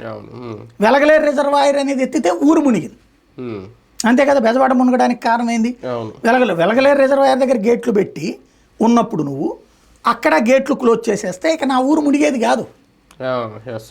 ఈ వెనకాల ఉన్నటువంటి వాటర్ వరకు నువ్వు కాలువల్లోకి తోసుకుంటావా ఏంటనేది నడుస్తుంది. లేదా పైనుంచి ఎక్కువైనప్పుడు ఈ కిందకి వెళ్ళాలి. అప్పుడు కృష్ణానది నీళ్ళు వెనక్కి రాకుండా ఉంటే అసలు ఎంత ప్రాబ్లం వచ్చి ఉండేది కాదు మనం. ఇవాళ వచ్చేటప్పటికి రేపు నువ్వేం చేస్తున్నావు, ఇక్కడ ఏమైనా గేట్లు పెట్టి, అంటే కాలువ కడతానంటున్నావు కదా, ఈ కాలువ గేట్లు కట్టి ఒకవేళ కనుక వరద వస్తున్నది అనుకుంటే, అంటే వాటర్ ఇక్కడ ఈ రిజర్వాయర్ నిండిపోగానే గేట్లు క్లోజ్ చేసేసి నేరుగా అటు కృష్ణానది వైపుకే పంప్ చేసి అక్కడి నుంచి లిఫ్ట్ చేసేటట్టయితే కనుక ప్రాబ్లం ఉండదు. కానీ అక్కడ దాకా వెళ్ళడం అంటే ఊర్లు మునుగుతాయి అనినే ఇక్కడ ప్రాబ్లం. ఊర్లో నుంచి వెళ్ళాలి. దానికి పరిష్కారం ఏంటి అనేటటువంటిది ఓ చాలా పెద్ద పరిష్కారం. ముందైతే ఆ ఊళ్ళని సేఫ్ చేస్తున్నారు అంతే. ఇప్పుడు దానికి ఆల్టర్నేటివ్ సరిగ్గా ఉందా లేదా అన్నది ఆ ఊళ్ళ గురించిన సమగ్ర అవగాహన ఉన్న వాళ్ళకి తెలియాలి. చుట్టుపక్కల వీళ్ళు ఎక్కడైతే రిజర్వాయర్ పెడుతున్నారో వాళ్ళు ఇరిగేషన్ నిపుణులు కూర్చుని మాట్లాడితే క్లారిటీ వస్తుంది. మరి వాళ్ళ అలాంటిది సమావేశాలు అయితే ఏం పెట్టట్లేదు. ప్రభుత్వాలు చేసేటటువంటిది ఫైనల్ కాబట్టి ఇంక మనం చేయగలిగేది ఏం లేదు. ఇంకా భవిష్యత్తులో కొంచెం ఉన్న ముప్పుగా చూసుకోవాలి దీన్ని. ఇప్పట్లో అయితే ఈ 11 గ్రామాలు సేఫ్, మిగిలిన గ్రామాల టోటల్ గా 29 గ్రామాలు అదే ముంపు ఉన్న 11 గ్రామాలు కూడా సేఫ్ జోన్ లోకి వచ్చినట్టు రూపం అయితే వచ్చేస్తండి, నో డౌట్. కాకపోతే దాని ప్రత్యామ్నాయ విధానంలో ఏం జరుగుతుంది అనేది చూడాలంటే. అంటే పనులు స్టార్ట్ అవడంతో పరిశ్రమలు పారిశ్రామికవేత్తలు రాజధాని వైపు చూస్తున్నారు. ఇప్పుడు ఏంటవి తాజ్, ఒబేరాయ్ హోటల్స్తో కూడా ఒప్పందాలు జరిగినాయి అంట కదా మొన్న. ఇక్కడ మీకు ఒక్కసారి అబ్జర్వ్ చేస్తే ఇవాళకి కూడా ఇండస్ట్రీస్ అన్నీ వైజాగ్ ఎక్స్పెక్ట్ చేస్తున్నాయి. అవును. ఈ స్టార్ హోటల్స్లో కూడా 7, 8 విశాఖపట్నం అడుగుతున్నాయి. అవును, విశాఖపట్నం ఓకే, ఇంకా అన్నీ అక్కడ ఉంటే ఇంక ఇక్కడే ఉంటుంది. ఇక్కడికి 2, 3 ఓకే చేశారు. అది రివర్ ఫ్రంట్. ఓకే. ఇక్కడ చూడండి మీకు చాలా విచిత్రమైంది. పర్యావరణ అంశం అని ప్రస్తావించుతున్నారు కదా, పవన్ కళ్యాణ్ గారి శాఖే కదా. రివర్ ఫ్రంట్ అంటే ఏంటి, నదీ తీరం, నది అదే ఇంకొక రకంగా లేక్ వ్యూ. లేక్ వ్యూ చూసుకునేటప్పుడు అది తప్పనినే కదా మనం ఇప్పుడు గొడవ చేస్తున్నాం. రుషికొండ ఏమన్నాం, సముద్రం లోపలికేం లేదు, అది సముద్రపు వ్యూతో ఉన్నటువంటిది తప్పు అన్నాం. పర్యావరణం అంటున్నాం, అది కూడా ప్రభుత్వపు సొమ్మే. ఇక్కడ ప్రైవేట్ వాడికి నది రాసిస్తున్నాం, నదీ తీరం రాసిస్తున్నాం. నదీ తీరంలో లెక్క ప్రకారం 1000 గజాలు ఎంతో ఉంటుంది, 1000 అడుగులో 1000 గజాలు దగ్గరలో ఉండకూడదు. వీళ్ళకి తీరం రాసిస్తున్నామా లేదా 1000 అడుగులు దూరం పెడుతున్నామా అది తేలాలి. అంటే కృష్ణా నది తీరమా దూరం ఉంటుందేమో కదండి, 1000 అడుగులు ఉండదా ఎక్కడ చెప్పలేదు. ఇప్పుడు మీకు ఇది ఉందండి, లెక్క ప్రకారం కాలువకు అనుకుని ఇది కట్టకూడదు. మీరు బెజవాడలో చూడండి, దాని పేరేంటది, పీడబ్ల్యూడి గ్రౌండ్స్ ఎదురుగుండా కట్టిన హోటల్ ఉంది, లెమన్ ట్రీ. ఎక్కడ ఉంది దానికి, కాలువలోనేగా, వెనక అంతా అదే కాలువే కదా. లెక్క ప్రకారం ఒకప్పుడు అవన్నీ అక్కడ పేదల ఇళ్ళు ఉంటే అవి కూలగొట్టారు, కూలగొట్టి ఆ కాలువ ఒడ్డు నీళ్ళు ఎవరు ఉండడానికి వీలేదని తీసుకెళ్లి సింగనగర్లో పడేశారు. గుడ్. మరి ఆ కాలువ గట్టులాగా ఉండనియాలి కదా, దాంట్లో లెమన్ ట్రీ ఎట్ట కట్టారు అంటే అక్కడ 2 రోడ్లు వ్యూ చూశారు. ఇటు బందర్ రోడ్డు, వెనక హైవే. కాలవకి ఆనుకుని స్పేస్ ఉండాలి. అవును, నదీ పరివాహకంకి ఎప్పుడు కూడా స్పేస్ ఉండాలి, ఇది రూలు. నదికి ఆనుకునేసి కట్టకూడదు. మరి ఇప్పుడు దీన్ని ఆనుకుని కడతారా లోపలికి కడతారా అది చూడాలి ఫ్యూచర్లో. కాకపోతే ఒకటి స్టార్ హోటల్స్ టోటల్గా ఆంధ్రప్రదేశ్లో 25 కడుతున్నారు మొత్తం. ఇందులో ఒక గొప్ప విశేషం నాకు అనిపించింది ఏంటంటే ధనం మూలం ఇదం జగత్, అలాగే మీడియా మూలం ఇదం వార్త అని చెప్పాలి. ఎందుకంటే మీడియా వాడు తలుచుకుంటే తిమ్మిని బమ్మిని చేయొచ్చు. ఇవాళ మీరు నేను మనం ఒక వ్యవస్థ నడుపుకుంటున్నాం. ఓ 10 లక్షల మంది చూస్తారు రోజుకి, మిగతా అన్ని కలిపితే 15 లక్షల మంది చూస్తారు. మన 4 కలిపితే 15 లక్షల మంది పబ్లిక్తో మనం ఇన్వాల్వ్ అయినాం కదా. మనది ఒక ఇండస్ట్రీనే కదా, పన్ను కడుతున్నాం. మనకు 2 ఎకరాల స్థలం ఇస్తారా వ్యాపారానికి చీఫ్గా ఫ్రీగాను? ఎందుకు ఉపాధి ఇస్తున్నాం. మనం 2 ఎకరాలు ఇస్తే ఇంకొక 25 మందికి ఉపాధి ఇస్తాం. మనల్ని అసలు ఇండస్ట్రీగాను గుర్తించరు, ఇది ఎవరు. ఇప్పుడు అంట స్టార్ హోటల్ కట్టే వాళ్ళకి ఒకళ్ళకి 3 ఎకరాలు, ఒకళ్ళకి 5 ఎకరాలు, ఒకళ్ళకి 10 ఎకరాలు, ఒకళ్ళకి 20 ఎకరాలు, ఒకళ్ళకి 40 ఎకరాలు. ఏంటిది నాకు అర్థం కాలే. మరి అది డబ్బులకే ఫ్రీగా నాకు తెలియదు. ఒకవేళ డబ్బులకైనా తక్కువ రేటుకి ఇస్తారు కదా. అంటే ఇప్పుడు వాడికి ఆ ఎకరాల భూమి తీసుకున్నాక వాడికి ఇంకా హ్యాపీ. ఈ భూమిని తీసుకెళ్ళి బ్యాంకులో తాకట్టు పెడతాయి. అసలు స్టార్ హోటల్కి 40 ఎకరాలు ఏందని నాకు అర్థం కాలే. స్టార్ హోటల్కి 10 ఎకరాలు ఏంటి? 2 ఎకరాలంటే ఒక అర్థం ఉంది. ఎకరం 2 ఎకరాలంటే, ఎందుకంటే ఎకరంలో బిల్డింగ్ కట్టుకుంటాడు. ఎకరం అంటే 4,800 గజాలు. 2 ఎకరాలంటే దగ్గరగా 10,000 గజాలకి, లేదా 8,000 గజాలు వేసుకోండి. అంతకంటే పెద్ద హోటల్ ఉంటుంది 9,600. పోనీ 3 ఎకరాలు వేసుకోండి, పార్కింగ్ గీర్కింగ్ అన్నీ కలిపి 4 ఎకరాలు ఎనఫ్. 10 ఎకరాలంటే ఏంటి, ఏం చేయబోతున్నారు? వాడికి ఇవాళ మీరు కనుక పలుకుబడి ఉన్నోడైతే, నేను చాలా బాధపడింది ఏంటంటే నాకు ఏ పలుకుబడి లేదే, నాకు గనక నన్ను గుర్తించితే ఇక్కడ ఈ 10 ఎకరాలు నాకు గనక ఒకటి తీసుకున్నాను అనుకోండి వైజాగ్లో, అది తీసుకెళ్ళి బ్యాంక్ వాడికి ఇగానే వాడు నాకేమిస్తాడు? లోన్ ఇచ్చేస్తాడు హోటల్ కట్టుకోవడానికి. ఎందుకు? 10 ఎకరాలు విశాఖపట్నంలో ఎంత ఉంది? ఎకరం 25 కోట్లకు తక్కువ ఎక్కడన్నా ఉందా? 10 కోట్లే అనుకుందాం. 10 పదులు 100 కోట్లు వచ్చేసింది కదా. అప్పుడు ఆటోమేటిక్గా 70 కోట్లు ఇడాడు. 70 కోట్ల కంటే హోటల్ ఖర్చు అవుతుందా? నోవాటల్ని ఎన్ని ఎకరాలు కట్టారు ఇవి? ఎకరం ఉన్నారు, 3 ఎకరాలు అనుకుంటుంది. ఎకరం ఉన్నారు. ఇప్పుడు అదే స్థాయే కదా స్టార్ హోటల్ అంటే కట్టేది ఎవడైనా సరే. అంతకు మించి ఇంకో చెంచాడు, ఇంకొక 1/2 ఎకరం అనుకుందాం, అంతే కదా. 3 ఎకరాలు 10 ఎకరాలు అంట, అక్కడ కొన్ని 40 ఎకరాలు అంట. అంటే ఏం జరుగుతున్నదంటే వీటిని కూడా కలిపిచ్చేస్తున్నారు. రేపు పొద్దున భవిష్యత్తులో దాంట్లో షాపింగ్ మాల్స్ పెట్టేసుకోవడం, ఇప్పుడు మీకు కాంప్లెక్స్ లాగా కట్టుకోవడం, అవన్నీ కలిపితే ఇన్కమ్ సోర్స్ ఆటోమేటిక్. మన లోకేష్ గారు అన్నారు కదా, మరో దుబాయ్ని చూడబోతున్నారు, అమరావతి మరో దుబాయ్గా మారబోతుంది. అమరావతిలో కాదు ఇదంతా, అమరావతి దుబాయ్ అవుతుంది నో డౌట్ ఇవన్నీ వచ్చిన తర్వాత. ఇప్పుడు మన రాష్ట్ర వ్యాప్తంగా చెప్తున్న స్టార్ హోటల్, మీరు చెప్పిన 25 స్టార్ హోటల్స్, 25 స్టార్ హోటల్స్ ఆషామాషి అని చెప్పను నేను. కానీ ప్రభుత్వం భూమి కేటాయింపు అన్నదే నాకు అర్థం కాదు. ఇప్పుడు నేను వ్యాపారం పెట్టుకోవాలంటే నేను కొనుక్కోవాలి, కానీ నేను కొనుక్కునేటప్పుడు ఎగ్జామ్షన్ ఇవ్వాలి. ఏది ల్యాండ్ గ్రాబింగ్, ఇదే ల్యాండ్ యాక్ట్ ఉంది కదా, ఏదైతే 12 ఎకరాలకు మించి ఉండకూడదు అనేటువంటిది ఉంది కదా, land ceiling act. Land ceiling act నుంచి మినహాయింపు ఇవ్వడం వరకు, ప్రభుత్వం చేయడం వరకు ఒక అర్థం ఉంది. డబ్బులు పెట్టి నేను కొనుక్కోవాలి, కానీ భూములు ప్రభుత్వాలు ఇచ్చేది ఏంది? అదే కదా. కానీ ఓకే, ఆ స్థాయి డెవలప్మెంట్ వస్తే ఇది ఎలా ఇచ్చినా సరే కొంచెం అప్పుడు శుభ్రంగా నేను అనేది అట్ట అయితే గనక మీరు ఆంధ్రప్రదేశ్లో ఉన్నటువంటి ఇప్పుడు గుంటూరు శంకర విలాసోడికి, బెజవాడ బాబాయ్ హోటల్కి ఇవన్నీ తలకొక ఎకరం. ఇంకా వాళ్ళ దగ్గర అయితే తినడానికి వచ్చేవాళ్ళు కూడా 1,000 మంది వస్తారు, 100 మంది వస్తారు. ఈ స్టార్ హోటల్లో తినేది ఎంతమంది అండి? దాంట్లో ఎంతమందికి ఉపాధి వస్తుంది? 100 మందికి వస్తుంది. శుభ్రంగా ఒక ఎకరం దాన్ని ఏమంటారు, ఫుడ్ ప్లాజా అనివ్వండి, కనీసం 100 మంది పెట్టుకుంటారు స్టాల్స్. 100 మంది దగ్గర 5 పనిచేస్తారు. 500 మందికి ఎంప్లాయ్మెంట్ వస్తుంది. ప్లస్ దానికి సప్లై చేసే సరుకులు వీళ్ళందరూ కలిపితే 1000 మంది అవుతారు. మధ్యతరగతి, దిగువ మధ్య తరగతికి ఇచ్చినప్పుడు ఇప్పుడు ఎక్కడ ఎందుకండి, ఫర్ ఎగ్జాంపుల్ వాడెవడో లూలు గాడు వస్తే ఆడికి ఇస్తున్నారు. లూలు వాడు ఏంది చేసేది? Shopping mall. ఏం బిగ్ బజార్ వాడు ఏం పాపం చేశాడు? రిలయన్స్ వాడు ఏం పాపం చేశాడు? వాళ్ళు ఎందుకు డబ్బులు పెట్టి కొనుక్కోవాలా? ఆడ కూడా ఇచ్చేయచ్చుగా ఫ్రీగా. మెట్రో వాడు ఏం పాపం చేశాడు? వీళ్ళందరూ డబ్బులు పెట్టి కొనుక్కోవడం అంటే ఆడికి మాత్రం మనం ఫ్రీగా ఇచ్చేది ఏంది? కార్పొరేట్ సంస్థలేగా మరి. అదే నాకు అర్థం కావట్లేదు.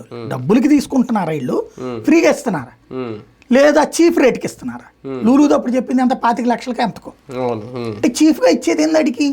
ఇప్పుడు అంత పెద్ద షాపింగ్ మాల్లో ఏంది ఇచ్చేది? ఉపాధి సేల్స్ మ్యాన్ ఉద్యోగాలకి. అప్పుడు శుభ్రంగా పని చేయండి, ఒక కాంప్లెక్స్ కట్టేసేసి. ఇప్పుడు బెదవాడ కాళేశ్వర మార్కెట్ ఉందండి, వస్త్రలత ఉంది. ఇవి రెండు ఎన్ని వేల మంది బతుకుతున్నారు దాని మీద? కాళేశ్వర మార్కెట్, వస్త్రలత ఎన్ని వేల మంది బతుకుతున్నారు? 100 కొద్ది షాపుల. ఆ షాపుల్లో పనిచేసే వాళ్ళ, దానికి సరుకులు సప్లై చేసేవాళ్ళ, ఇదంతా కలిపితే వేల మంది కదా. అన్ని వేల మంది ఉపాధితో పోల్చుకుంటే వీటి ద్వారా వచ్చేది ఎంతమంది? ప్లస్ ట్యాక్స్ వీళ్ళు బోల్డ్ అంత కడతారు, జిఎస్టీ. వీడు స్టార్ హోటల్లో ఏం కట్టిస్తాడు? అంటే మన ఆలోచన దృక్పథం ఇదేంటంటే క్యాపిటలిస్టిక్ యాటిట్యూడ్. ఇప్పుడు నేను మాట్లాడిందంతా ఏ రూట్లో ఉంటుందంటే సామ్యవాద ధోరణి అంటాం, కమ్యూనిస్ట్ ధోరణి. కానీ నేను ఇక్కడ కమ్యూనిస్ట్ ధోరణిలో చెప్పట్లా, పెట్టుబడిదారి విధానంలో 2.0 చెప్తున్నా. పెట్టుబడిదారి విధానంలో వీళ్ళు చూస్తోంది బాగా బలిసినోడిని చూస్తున్నారు. కానీ నేను ఇక్కడేమి పేదోడికి కూడు గుడ్డ ఇచ్చేసి అట్లా అని చెప్పట్లా. మధ్యతరగతి బ్రతకడానికి ఇవ్వండి. వ్యాపారాల్ని మీరు షాపింగ్ కాంప్లెక్స్ ఇప్పుడు ప్లగ్ అండ్ పిన్ విధానంతో చంద్రబాబు గారు హైదరాబాద్లో కట్టారు కాబట్టి చాలామంది సాఫ్ట్వేర్ కంపెనీలు పెట్టుకోగలిగారండి. అప్పుడు పెట్టుకున్న వాళ్ళు మధ్యతరగతి వాళ్ళు, దానివల్ల వాళ్ళు వెల్ సెటిల్ అయ్యారు. నువ్వు అట్లాంటి షాపింగ్ కాంప్లెక్స్ లేదా అట్లాంటి ప్లేసులు నువ్వే మధ్యతరగతి. ఇప్పుడు 1 ఎకరం వాడికి ఎవడికో హోటల్కి ఇస్తావు కదా, స్టార్ హోటల్కి 1 ఎకరం షాపింగ్ కింద ఇచ్చేస్తాం, మీరందరూ షాపులు పెట్టుకోండి అని చెప్పి ఇవ్వండి. షాపులు పెట్టుకోండి అని ఇవ్వండి. షాపింగ్ మాల్స్ కిందకి మార్చండి, కాంప్లెక్స్ల కింద అద్దె కూడా తీసుకోండి మీరు. నేనేమంటానంటే ఇట్లాంటి ఇప్పుడు ఫర్ ఎగ్జాంపుల్ రివర్ ఫ్రంట్ అంటున్నారు కదా, అదే రివర్ ఫ్రంట్లో బ్యాక్ సైడ్ రివర్ ఉండేటట్టు 1000 గజాల యువతలకి పెద్ద కాంప్లెక్స్ సిస్టమ్ని గవర్నమెంట్ కట్టించేయండి. షాపింగ్ కాంప్లెక్స్ సిస్టమ్ 1000 షాపులు కట్టండి. అందులో రెస్టారెంట్కి ఇస్తారా, బట్టల కొట్లకి ఇస్తారా, బంగారు కొట్లకి ఇస్తారా, అద్దెలకి ఇవ్వండి వాటన్నిటి. దీనికి లోన్ ఏమంటే బ్యాంక్ కూడా ఇస్తాడు. ఎందుకు? ఇన్కమ్ సోర్స్ ఉంది దాంట్లోనే. దాన్ని అవసరమైతే ఒక కార్పొరేషన్గా తగలబెట్టండి. పెడితే 1000 షాపులు, ఒక్కొక్క షాపు నుంచి 10,000 అద్దె తీసుకుంటే 10,000 కోట్లు వస్తాయిగా. దాని లోన్ తీర్చేయలేం మనం. ఇది ప్రభుత్వానికి రెగ్యులర్ ఇన్కమ్ అవుతుంది, డైలీగా కలెక్షన్ తెచ్చిపెట్టేది అవుతుంది కదా. వాడెవడో ప్రైవేట్ వాడికి తాడుగట్టే పన్ను నుంచి మనకు వచ్చేది బేసిక్గా.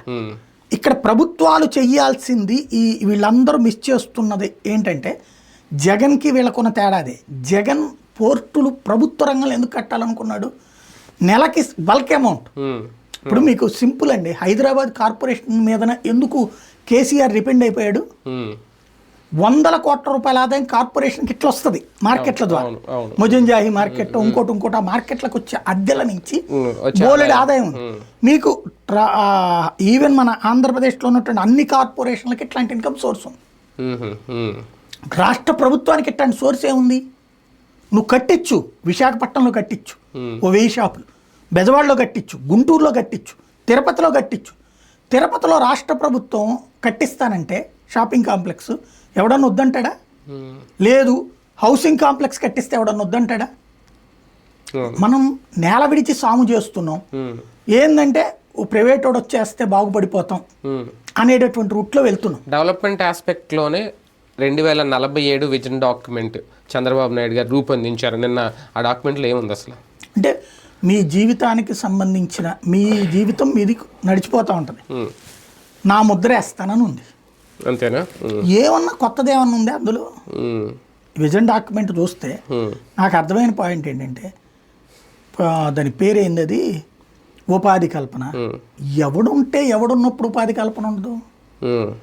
లేదు పారిశుద్ధ్యం, స్వచ్ఛ ఆంధ్రప్రదేశ్, ఏదో స్వచ్ఛ భారత్, ఇవన్నీ రొటీనే. స్వర్ణాంధ్రప్రదేశ్ ఇవన్నీ రొటీనే కదా. స్వర్ణాంధ్రప్రదేశ్ పాత పదమే.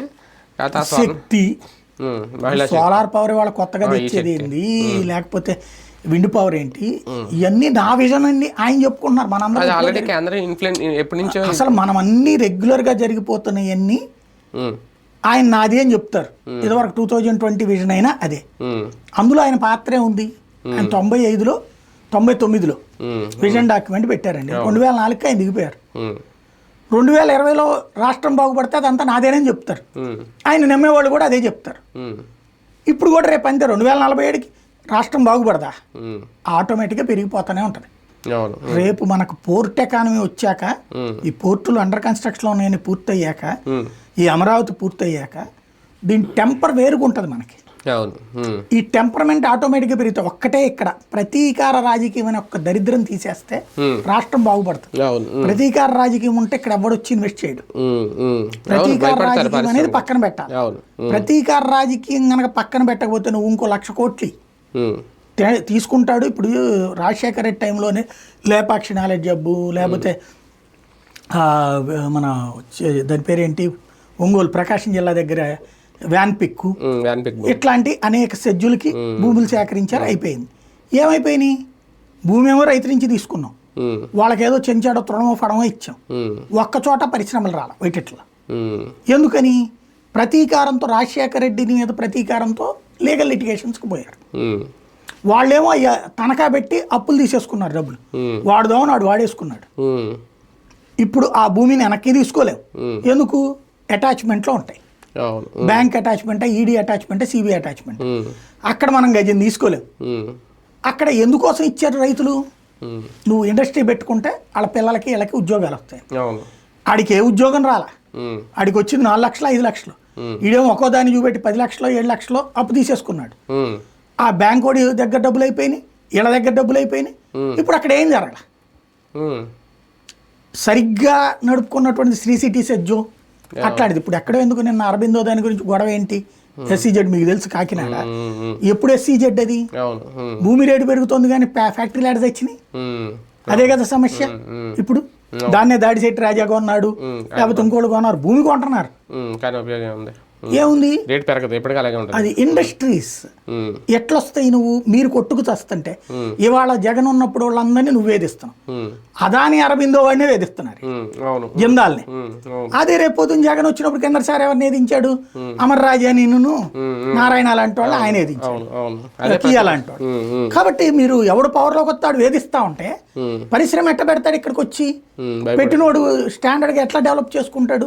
వాళ్ళు తమిళనాడులో ఒకటి పెట్టాడంటే ఎక్స్పాన్షన్కి పోతున్నాడు. నిజంగా ఈ టైం మనకు అద్భుతమైన అవకాశం.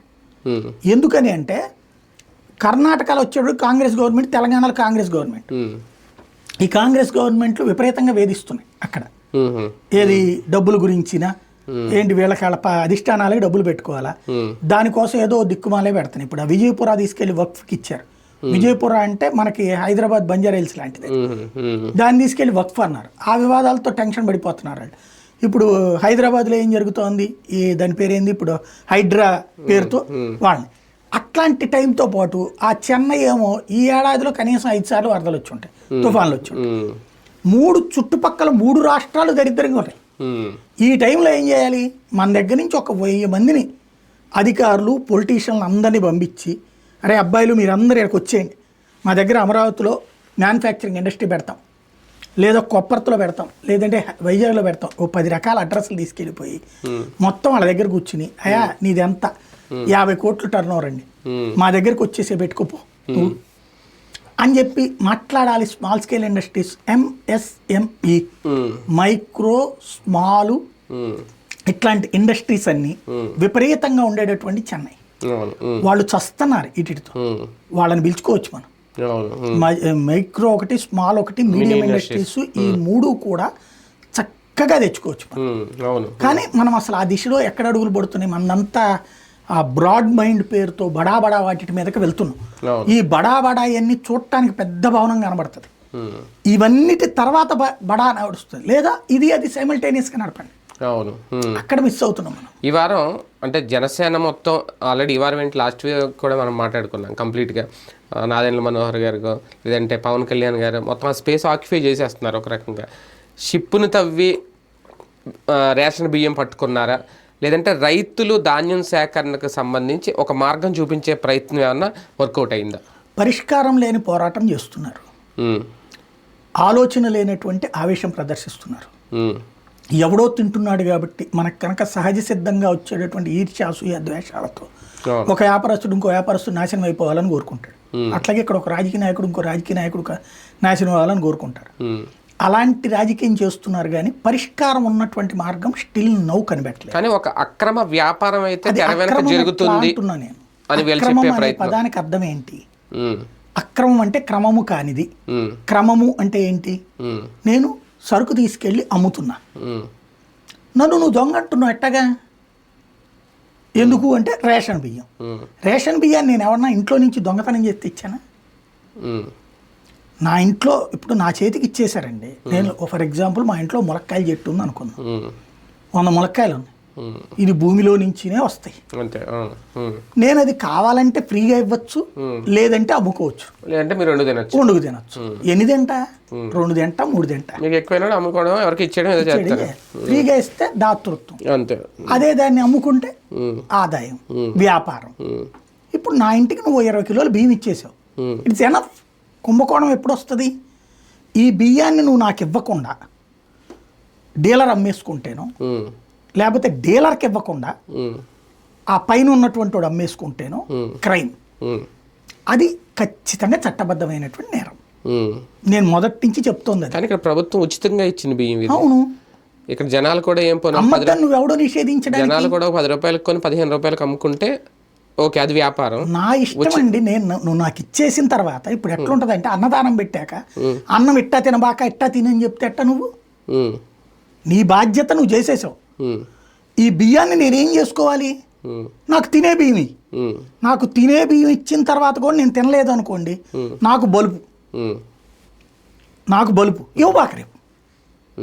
నువ్వు తినే బియ్యం నాకు ఇలా ఏం చేసుకోవాలి? నేను ఇది నేను తీసుకోకూడదు. ఇప్పుడు నువ్వేమంటున్నావు? నువ్వు రిటర్న్ చేసేయాలి, లేదా బియ్యం వద్దు అని చెప్పాలి. వద్దు అని చెప్తే నా రేషన్ కార్డు రద్దు చేస్తావు. నా రేషన్ కార్డు రద్దు అయితే నాకు ఫీజు రియంబర్స్మెంట్ అయిపోతాయి. ఒకటే ఉంది, తీసుకుని ఏం చేయాలి నేను ఇప్పుడు? దీన్ని పారబోయమంటావా? ఇప్పుడు అక్కడ ఈ గొడవలో మొన్న చూస్తే నవ్వు వచ్చింది నాకు. అది బ్రేకింగ్ చూస్తే 30 టన్నుల బియ్యం, దాని పేరేంటది, కోళ్ల ఫారంలో పట్టుకున్నారు. కుంభకోణం. కోళ్ల ఫారంలో బియ్యం ఎందుకు పెడతారండి? కోళ్ళకి మేతగా పెడతాడు, దానికి అదొక కుంభకోణం అంట. రెండోది, ఈ తీసుకెళ్ళి ఏం చెయ్యాలి? దీని మీద ఇప్పుడు 60 మంది బతుకుతున్నారు. ఇవాళ కాదు, ఇది మన చిన్నప్పటి నుంచి జరుగుతుంది. ఎన్టీ రామారావు గారు బియ్యం ఇచ్చినప్పటి నుంచి జరుగుతూనే ఉంది. ఏ రోజునైనా సరే రేషన్ బియ్యం అనేటటువంటిది తినదగ్గ బియ్యం ఇవ్వాలన్న ఆలోచన గత 30-40 ఏళ్లలో కూడా ఏ ప్రభుత్వం చేయట్లా. జనసేనకు కానీ టీడీపీకి కానీ ఈ పోరాటం ద్వారా కలిసి వచ్చింది ఏదైనా ఉందా? ఏం లేదు. జగన్ తిట్టడానికి ఇంకో 4 ముక్కలు తప్పించి జనంలోకి వెళ్ళలేదు. ఈ పాయింట్ మీరు తెలుగుదేశం వాళ్ళు సంతృప్తి పడుతున్నారంటే వాళ్ళు కూడా నవ్వుకుంటున్నారు. మన ఓటు పేపర్లో ఎరగదీస్తున్నారు. మీరు కరెక్ట్గా ఆలోచిస్తే టీడీపీ వాళ్ళు ఇన్వాల్వ్మెంట్ పెద్దగా ఎక్కడా లేదు. మీరు అబ్జర్వ్ చేయండి, ఎక్కడ ఇప్పుడు అమ్ముతున్నది ఎవరు? ఆ గొడవలో ఎవరు ఇన్వాల్వ్ అయ్యి గట్టిగా మాట్లాడింది ఉంది. ఆయన కూడా ఇప్పుడు అక్కడ కాకినాడ ఎమ్మెల్యే కూడా ఆయన అక్కడ నిలబడ్డారు. ఆయన ఏదో పవన్ కళ్యాణ్ గారు తర్వాత కామ్ అయిపోయింది అంతే. దాన్ని పెద్దగా వాళ్ళు వాళ్ళ పరిపాలన అనుభవం తెలుసు కదా టీడీపీ. పైగా అక్కడ లోకల్ ఏం జరుగుతుంది ఇంకా బాగా తెలుసుకోండి బాబుకి. పరిపాలన అనుభవం తెలిసిన వాళ్ళు కాబట్టి దీంట్లో అనవసరం పెంట చేయకూడదని వాళ్ళకి తెలుసు. ఇదేంటంటే కరెక్ట్గా చెప్పాలంటే ముళ్ళ కంప మీద చీర లాంటిది, సిల్క్ చీర లాగితే చిరిగిపోద్ది. కాబట్టి తెలుగుదేశం వాళ్ళు సైలెంట్గా ఉంటారు, వైసీపీ వాళ్ళు సైలెంట్గా ఉంటారు. ఇక్కడ లాగుతున్నది ఎవరంటే లాగి పీకి అవతల పడేస్తుంది జనసేన. నువ్వు చెప్పు, వాడు బ్రోకరు, వాడు తినేస్తున్నాడు, ఈడు తినేస్తున్నాడు, కరెక్టే. నేనేమన్నా నేను అమ్ముకున్న తర్వాత ఇంకెవరిని దొంగ అంటావు నువ్వు అమ్మడానికి వీల్లేదు. కలెక్టర్ ఏం బిగుతున్నాడు, ఆడేం అడేం పీకాలి. ఇప్పుడు పీకడానికి ఏముంది అక్కడ? ఒక అతను ఇప్పుడు రేషన్ ఒక బియ్యపు కొట్టు అతను ఉన్నాడండి. బియ్యపు కొట్టు అతను కేవలం రైతు నుంచినే బియ్యం సేకరించాలని రూల్ ఏమైనా ఉందా? అసలు సేకరించడుగా. తనకి ఎవడంపితే ఆడు కొనుక్కుంటాడు. అమ్మేవాడు ఎవడు? రైతు కావచ్చు, రైతు కూలీ కావచ్చు, బ్రోకర్ కావచ్చు కదా. బియ్యం అతను తీసుకున్న తర్వాత అతను డబ్బులు ఇచ్చి కొనుక్కున్నాడు, అతను ఎవరికైనా అమ్ముతాడు. ఈ బియ్యం రేషన్ బియ్యమా లేకపోతే మామూలు బియ్యమా? రేషన్ డీలర్ దగ్గర తీసుకుంటే రేషన్ బియ్యం. రేషన్ డీలర్ దగ్గర అతను కొనలేదు కదా. అదే కదా. అవును. ఇదివరకటి రోజుల్లో అయితే మొదట్లో MDU వాళ్ళ దగ్గర ఎట్టు ఉండేదంటే, అంతకుముందు దీని దగ్గర రేషన్ డీలర్ దగ్గర ఇది పక్కా మన కళ్ళెదురుగుండా జరిగే సత్యం ఏంటంటే, రేషన్ షాపులో మనం ఎన్నోసార్లు చూసాం. ఏంటది, బియ్యం వెళ్ళిన తర్వాత ఎరా బియ్యం కావాలా పందరు కావాలా అని అడుగుతారు. మా చిన్నప్పుడు అయితే కనుక అది సగం ఇది సగం తీసుకోమనేవాళ్ళు. అంటే అప్పుడు ఎంత వచ్చాయి, 5 కిలోలు 10 కిలోలు వచ్చాయి. అప్పుడు 2 కిలోలు 3 కిలోలు బియ్యం తీసుకుని మిగతా దాని బదులు పందారు 1/2 కిలో లేకపోతే చింతపండు 1 కిలో 1/2 కిలో ఇట్లా ఇచ్చేవాళ్ళు. కందిపప్పు ఈ 3 రేషన్ షాప్ వాళ్ళ దగ్గర చింతపండు, కందిపప్పు, పంచదార ఈ 3 పెట్టేవాళ్ళు. కొంతమంది బెల్లం కూడా పెట్టేవాళ్ళు. బెల్లం అయితే 2 కిలోలు వస్తుంది, చింతపండు అయితే 1/2 కిలో వస్తుంది, పంచదార అయితే కిలో వస్తుంది, ఇట్లా లెక్క చెప్పేవాళ్ళు. ఏది మనం బియ్యం వదిలేసుకుంటే దాన్ని వాళ్ళు అమ్ముకునేవాళ్ళు ఆ రోజులు. మన దగ్గర కార్డులో రాసేస్తారు, వాళ్ళ బుక్లో రాసేస్తారు. అదంతా అయిపోయాక దాని ప్లేస్లో మనోడు జగన్ వచ్చిన తర్వాత తీసుకొచ్చిన కాన్సెప్ట్ ఏంటి, ఆ MDU వెహికల్. వీళ్ళు తీసుకెళ్ళి ఇద్దామంటే తంబేసేస్తున్నారు, నువ్వే తీసుకో అంటున్నారు. వీళ్ళు డబ్బులు కూడా రూపాయి, అప్పుడు డబ్బులు ఆ రూపాయి కూడా వాళ్ళు ఇవ్వరు. వీళ్ళే 10 రూపాయలు ఇచ్చి తీసుకున్నారు. అప్పుడు 10 రూపాయలు ఎదురిచ్చేవాళ్ళు, రూపాయి వాళ్ళ దగ్గర తీసుకోకుండా 10 అంటే 11 రూపాయలు అలాగ పడినట్టు. అది వాడు 15కి అమ్ముకున్నాడు. ఇప్పుడు ఆ MDU వాళ్ళని ఆపాం మనం, ఎందుకు వాడిని తీసేస్తామన్నాం కాబట్టి వాడిని ఆపాం. ఇప్పుడు ఎట్లా వచ్చింది కొత్త ఫార్ములా, MDU వాళ్ళు వచ్చేసి బియ్యం ఇచ్చేసి వెళ్ళిపోతారు. ఆ వెనకాలే ఇంకొక వ్యాన్ వేసుకుని వస్తాడు ఒకడు, వీళ్ళ దగ్గరకు వచ్చేసి ఆ బియ్యం పట్టుకుపోతాడు. అందరికి డబ్బులు ఇచ్చేసి తలా 10 రూపాయలు కేజీకి తీసుకుపోతున్నాడు. ఆ తీసుకుపోయిన తర్వాత వాడు ఎక్కడ అమ్ముకుంటే ఎవరికి సంబంధం, దాన్ని ఆపలేరు కూడా ఎవరు, అది నిషేధించడం కూడా కష్టం. అనేది ఏంటంటే, నువ్వు పరిష్కారం లేని పోరాటం చేస్తున్నావు. పరిష్కారం ఎప్పుడు, నువ్వు సన్న బియ్యం తినే బియ్యం ఇచ్చి పరిష్కరించమను, అది ఇవ్వట్లా. తర్వాత వాడిని అమ్మద్దంటే ఏం చేయాలి? కానీ ఒకటి, ఇది అక్రమ రవాణా లేదంటే సక్రమ రవాణా, ఓకే వాళ్ళకు మార్క్ వేసేసి ముద్ర వేసారు కాబట్టి దాని మీద ఏం అనలేము ఇంకా. కానీ అధికారుల మధ్యలో బలిపచ్చులో, అది కూడా IAS స్థాయి అధికారులు. నేను కలెక్టర్ సమావేశంలో బాబు గారు సీరియస్ అయ్యారు, అంతే స్థాయిలో లేదంటే ఈ వ్యవహారాన్ని మనసులో పెట్టుకోనో అంతకు మించి ఆగ్రహం వ్యక్తం చేసినట్టు కనిపించింది పవన్ కళ్యాణ్ గారు. అంటే నేను చెప్తున్నా కదే, ఆయనకి పరిపాలన అనుభవం లేకపోవడం వల్ల ఆయన ఆగ్రహాలు వ్యక్తం చేస్తున్నాడు. బాబు గారికి తెలుసు కాబట్టి ఆయన ఎక్కువ మాట్లాడాలి దాని గురించి. అవును, ఆయన అది ఈ విషయంలో ఎక్కువ మాట్లాడారు. ఆయన మాట్లాడింది అన్నారు అంతే తప్పించి ఆయనకి ఏం చెప్పాలో అర్థం కావట్లేదు పవన్ కళ్యాణ్. వీళ్ళందరూ తింటున్నారు కాబట్టి అని తిడతాడేమో అని ఆయన ఫీలింగ్. అవును, ప్రాక్టికల్ సమస్య ఏంటి దీనికి, ఆయనకి ఇది తెలుసు చంద్రబాబు. ఇవాళ దీని ఇంపాక్ట్ మీరు చూడండి, రేపు పొద్దున బియ్యం వ్యాపారుల మీద ఉంటది, రేపు పొద్దున ఎక్స్పోర్ట్ మీద ఉంటది, పోర్ట్ మీద ఉంటది. ఇన్ని వ్యవస్థలు ఆధారపడి ఉన్నాయి. తెలియక పిచ్చోళ్ళు అయినా కేంద్రానికి తెలియదా ఇవన్నీ? మన దేశంలో ఇట్లాంటి బియ్యమే పండేటటువంటియే 30-40% ల్యాండ్ ఉన్నాయి. ఆంధ్రప్రదేశ్లో 50-60% ఇవే బియ్యం పడుతుంది. రేపటి నుంచి అధికారులకి ఏమన్నా పవర్స్ ఏమన్నా ఇచ్చారా? ఏ వెహికల్ అయినా ఇంకా తనిఖీ చేసి ప్రతిదాన్ని ఏమన్నా నియంత్రిస్తారా? వాళ్ళు కొత్తగా ఇచ్చేది వాళ్ళకి ఆల్రెడీ ఉన్నాయి. అంటే ఇప్పుడు ఇంత అలాగా చేయలేవు కదా, చేయలేదు కదా ఇప్పటి వరకు. ఇప్పుడు బియ్యం తీసుకెళ్తాడండి, సింపుల్ లాజిక్. రేపైనా అధికారి పోర్టుకు వెళ్ళే ముందే దారిలోనే నియంత్రించేస్తారా ఇంక రేపటి నుంచి? ఇక్కడ బదులు ఇంకో ఊరు పోర్టుకు తీసుకుపోతారు, చెన్నై పోర్టుకు పట్టుకుపోతారు. ఏం చేయాలి? ఈ ఆపు కూర్చుంటే ముందు మన స్టేట్ దాటాలి కదా, ఎందుకు వెళ్ళు? హైవేలు ఆపరు, పోర్టుకి మన పోర్టుల బదులు ఆ పోర్టులకు పోతాయి. ఇంకా అక్కడ ఏముండదు, ఏముంటది అక్కడ? వాళ్ళ లేదా బియ్యాలు?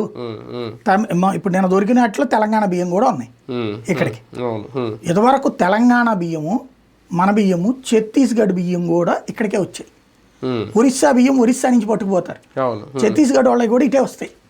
ఛత్తీస్గఢ్ తెలంగాణ ఇక్కడికి వస్తాయి. తమిళనాడు బియ్యం తమిళనాడు నుంచి ఎక్స్పోర్ట్ అయిపోతాయి.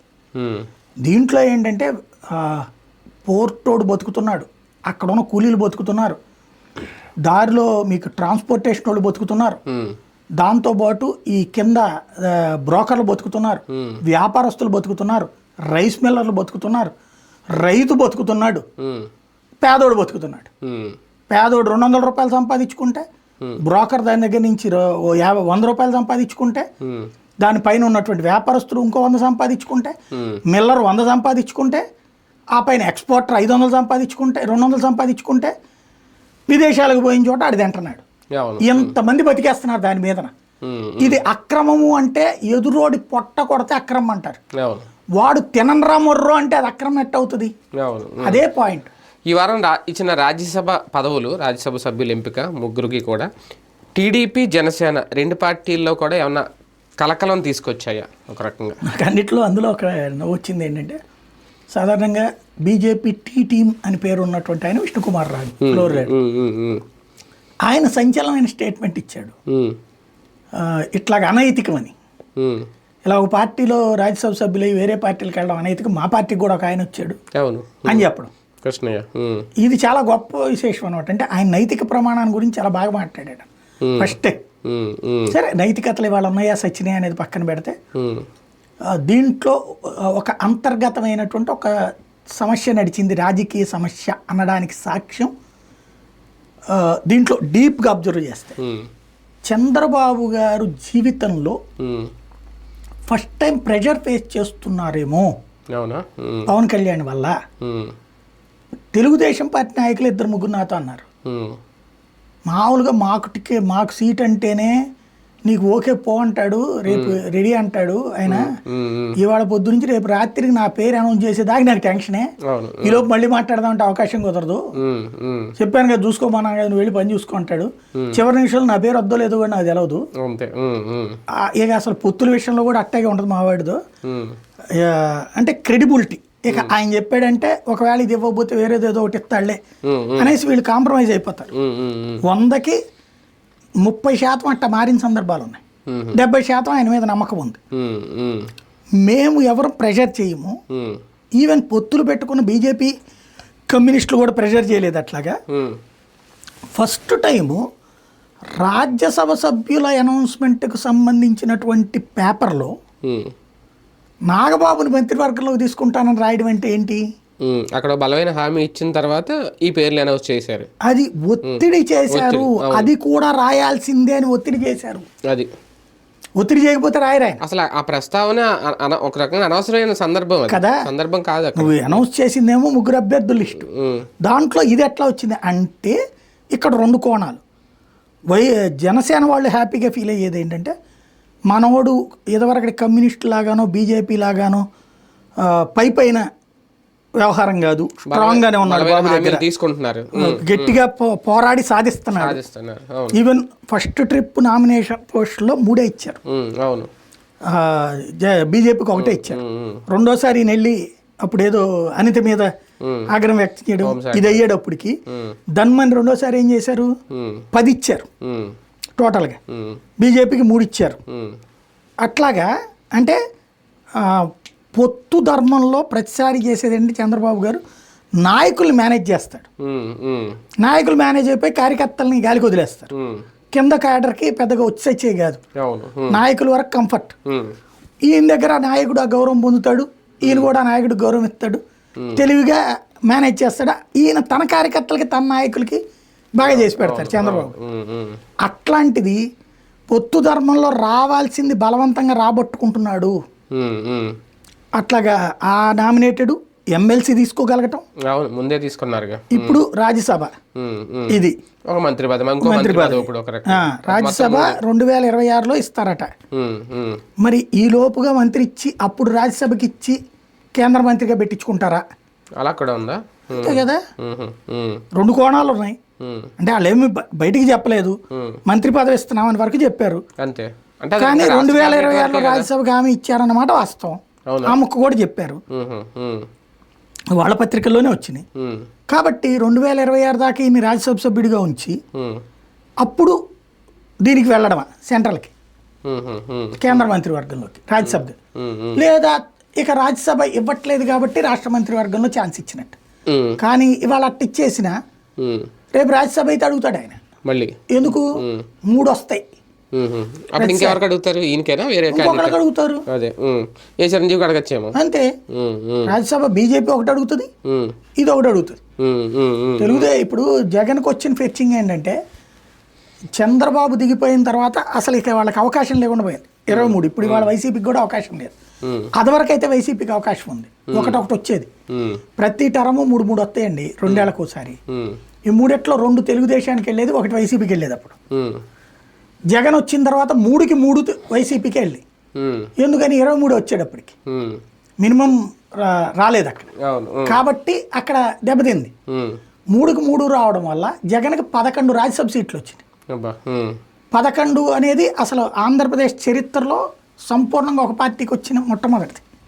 విభజిత రాష్ట్రంలో చూసినా, అంతకుముందు ఉమ్మడి రాష్ట్రంలో చూసినా, ఉమ్మడి రాష్ట్రంలో కూడా తెలుగుదేశానికి రాజ్యసభ వచ్చేది, కాంగ్రెస్కి ఉండేది. సంపూర్ణంగా ఒక పార్టీకి వచ్చిన చరిత్ర లేదు. 11కి 11 రాజ్యసభ ఆంధ్ర నుంచి ఇంకెవ్వరు లేరు ఎక్సెప్ట్ వైసీపీ. దాన్ని ఇప్పుడు మార్చగలిగారు వీళ్ళు, మళ్ళీ 3 తెచ్చుకోగలిగారు. 3లో 1 బీజేపీకి ఇచ్చారు, 2 తెలుగుదేశం తెచ్చుకుంది జనసేన. ఇప్పుడు నెక్స్ట్ వచ్చే 3, 26లో 3 వస్తాయి, 28లో 3 వస్తాయి. ఈ ట్రిప్ది 3 మొన్నటికి ఆ కోటాదనమాట. ఇది కొత్త కోట కాదు, ఇది రాజీనామా చేయించడం వల్ల. ఇప్పుడు ఆ 3 ఒకటే వస్తుంది. అంటే ఇప్పుడు కూడా మోపుదే వదులుకోవడం వల్ల వచ్చినాయి.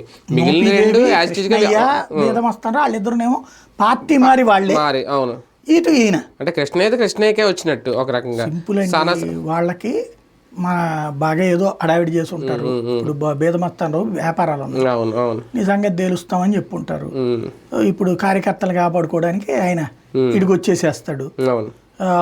ఇది మోపిదేవి లాంటి వాళ్ళది ఏంది అంటే ఏదో పొలిటికల్ దాన్ని ఏమంటారు, డీల్ ఏదో ఉంటుంది. కానీ ఒకటి, నాగబాబు మంత్రి పదవి ఎప్పుడైతే అనౌన్స్ అయ్యిందో క్యాబినెట్లు ఇస్తారని, పిఠాపురంలో అలజడి అయితే మొదలైంది. అంటే అది పిఠాపురంలో రాజకీయాలు ఎప్పుడు చాప్ కింద నీరులాగే ఉంటాయంటారు. ఎందుకంటే అక్కడ వర్మేమి ఆయన కొన్ని బలహీనుడు ఏం కాదు, ఒక స్ట్రాంగ్ క్యాండిడేట్, ఇండిపెండెంట్గా కూడా గెలిచే సత్తా ఉన్న వ్యక్తి. అసలు అతనికి ఒక ఎమ్మెల్సీ ఇస్తారా లేదంటే ఏమి ఇస్తారని ఎదురు చూస్తుంటే, కనీసం ఒక నామినేటెడ్ పదవిలో కూడా అతని పేరు అనౌన్స్ చేయకుండా నాగబాబు పేరు అనౌన్స్ చేయడం అంటే ఖచ్చితంగా అలాంటి చోట ఇబ్బంది ఎదురవుద్ది. అది టీడీపీకే దెబ్బ, లేదంటే రేపు పొద్దున్న అక్కడ స్థానికంగా జనసేనకు కూడా దెబ్బ అవుదా? ఒకసారి మీరు మన పాత వీడియోలు చూడండి, మన డిబేట్లో నేను చెప్పాను, ఇక్కడ వర్మ ఆ ప్రాంతపు రాజకీయాల నుంచి పక్కకి వెళ్ళిపోవడం బెటరు. ఆయన రాజకీయ భవిష్యత్తు కూటమిగా ఉన్నంతసేపు ఆయన వల్ల కాదు, ఇక రాదు, సాధ్యం. కానీ బాబు గారు హామీ ఉంది కదా సార్ అక్కడ, బాబు వర్మకి. బాబు గారు ఆయనే ఓపెన్ గా చెప్పాడు కదా, బాబు గారు చెప్పడం వల్ల నేను ఆ సీట్ వదులుకున్నాను, ఈయన సెపరేట్ చేస్తున్నానని బాబు గారు చెప్పారు. చెప్పిన వర్మ చెప్పాడు. వర్మ చెప్తే ఎట్టకూడదు, ఎమ్మెల్యే క్యాండిడేట్ మాజీ పూజారి చెప్పకూడదు.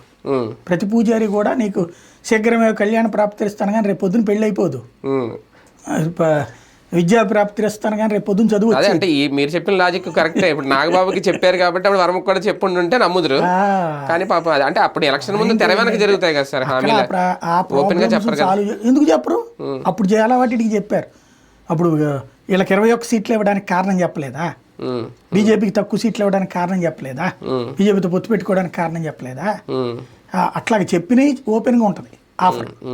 చంద్రబాబు గారు అంటే నైతికంగా ఆలోచిస్తే ఏ హామీ లేకుండా అక్కడ బలమైన సీట్ను వదులుకోవడు కదా ఏ సభ్యుడు కూడా. ఎందుకుండదు, తెలుగుదేశం ఆయన అధినాయకత్వం ఏం చెప్తే చెయ్యాలి.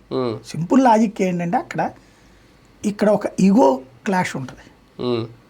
ఇప్పుడు ఆ ఊర్లో ఇప్పుడు పవన్ కళ్యాణ్ ఒప్పుకుంటేనే వర్మకు వస్తుంది, ఇది గుర్తుపెట్టుకోండి, నోట్ దట్ పాయింట్.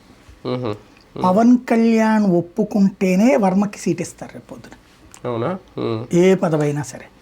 ఎందుకంటే జనసేన వాళ్ళు అక్కడ ఉన్నటువంటి వాళ్ళు hard core batch, Pawan Kalyan అంటే ప్రాణం పెట్టే బ్యాచ్.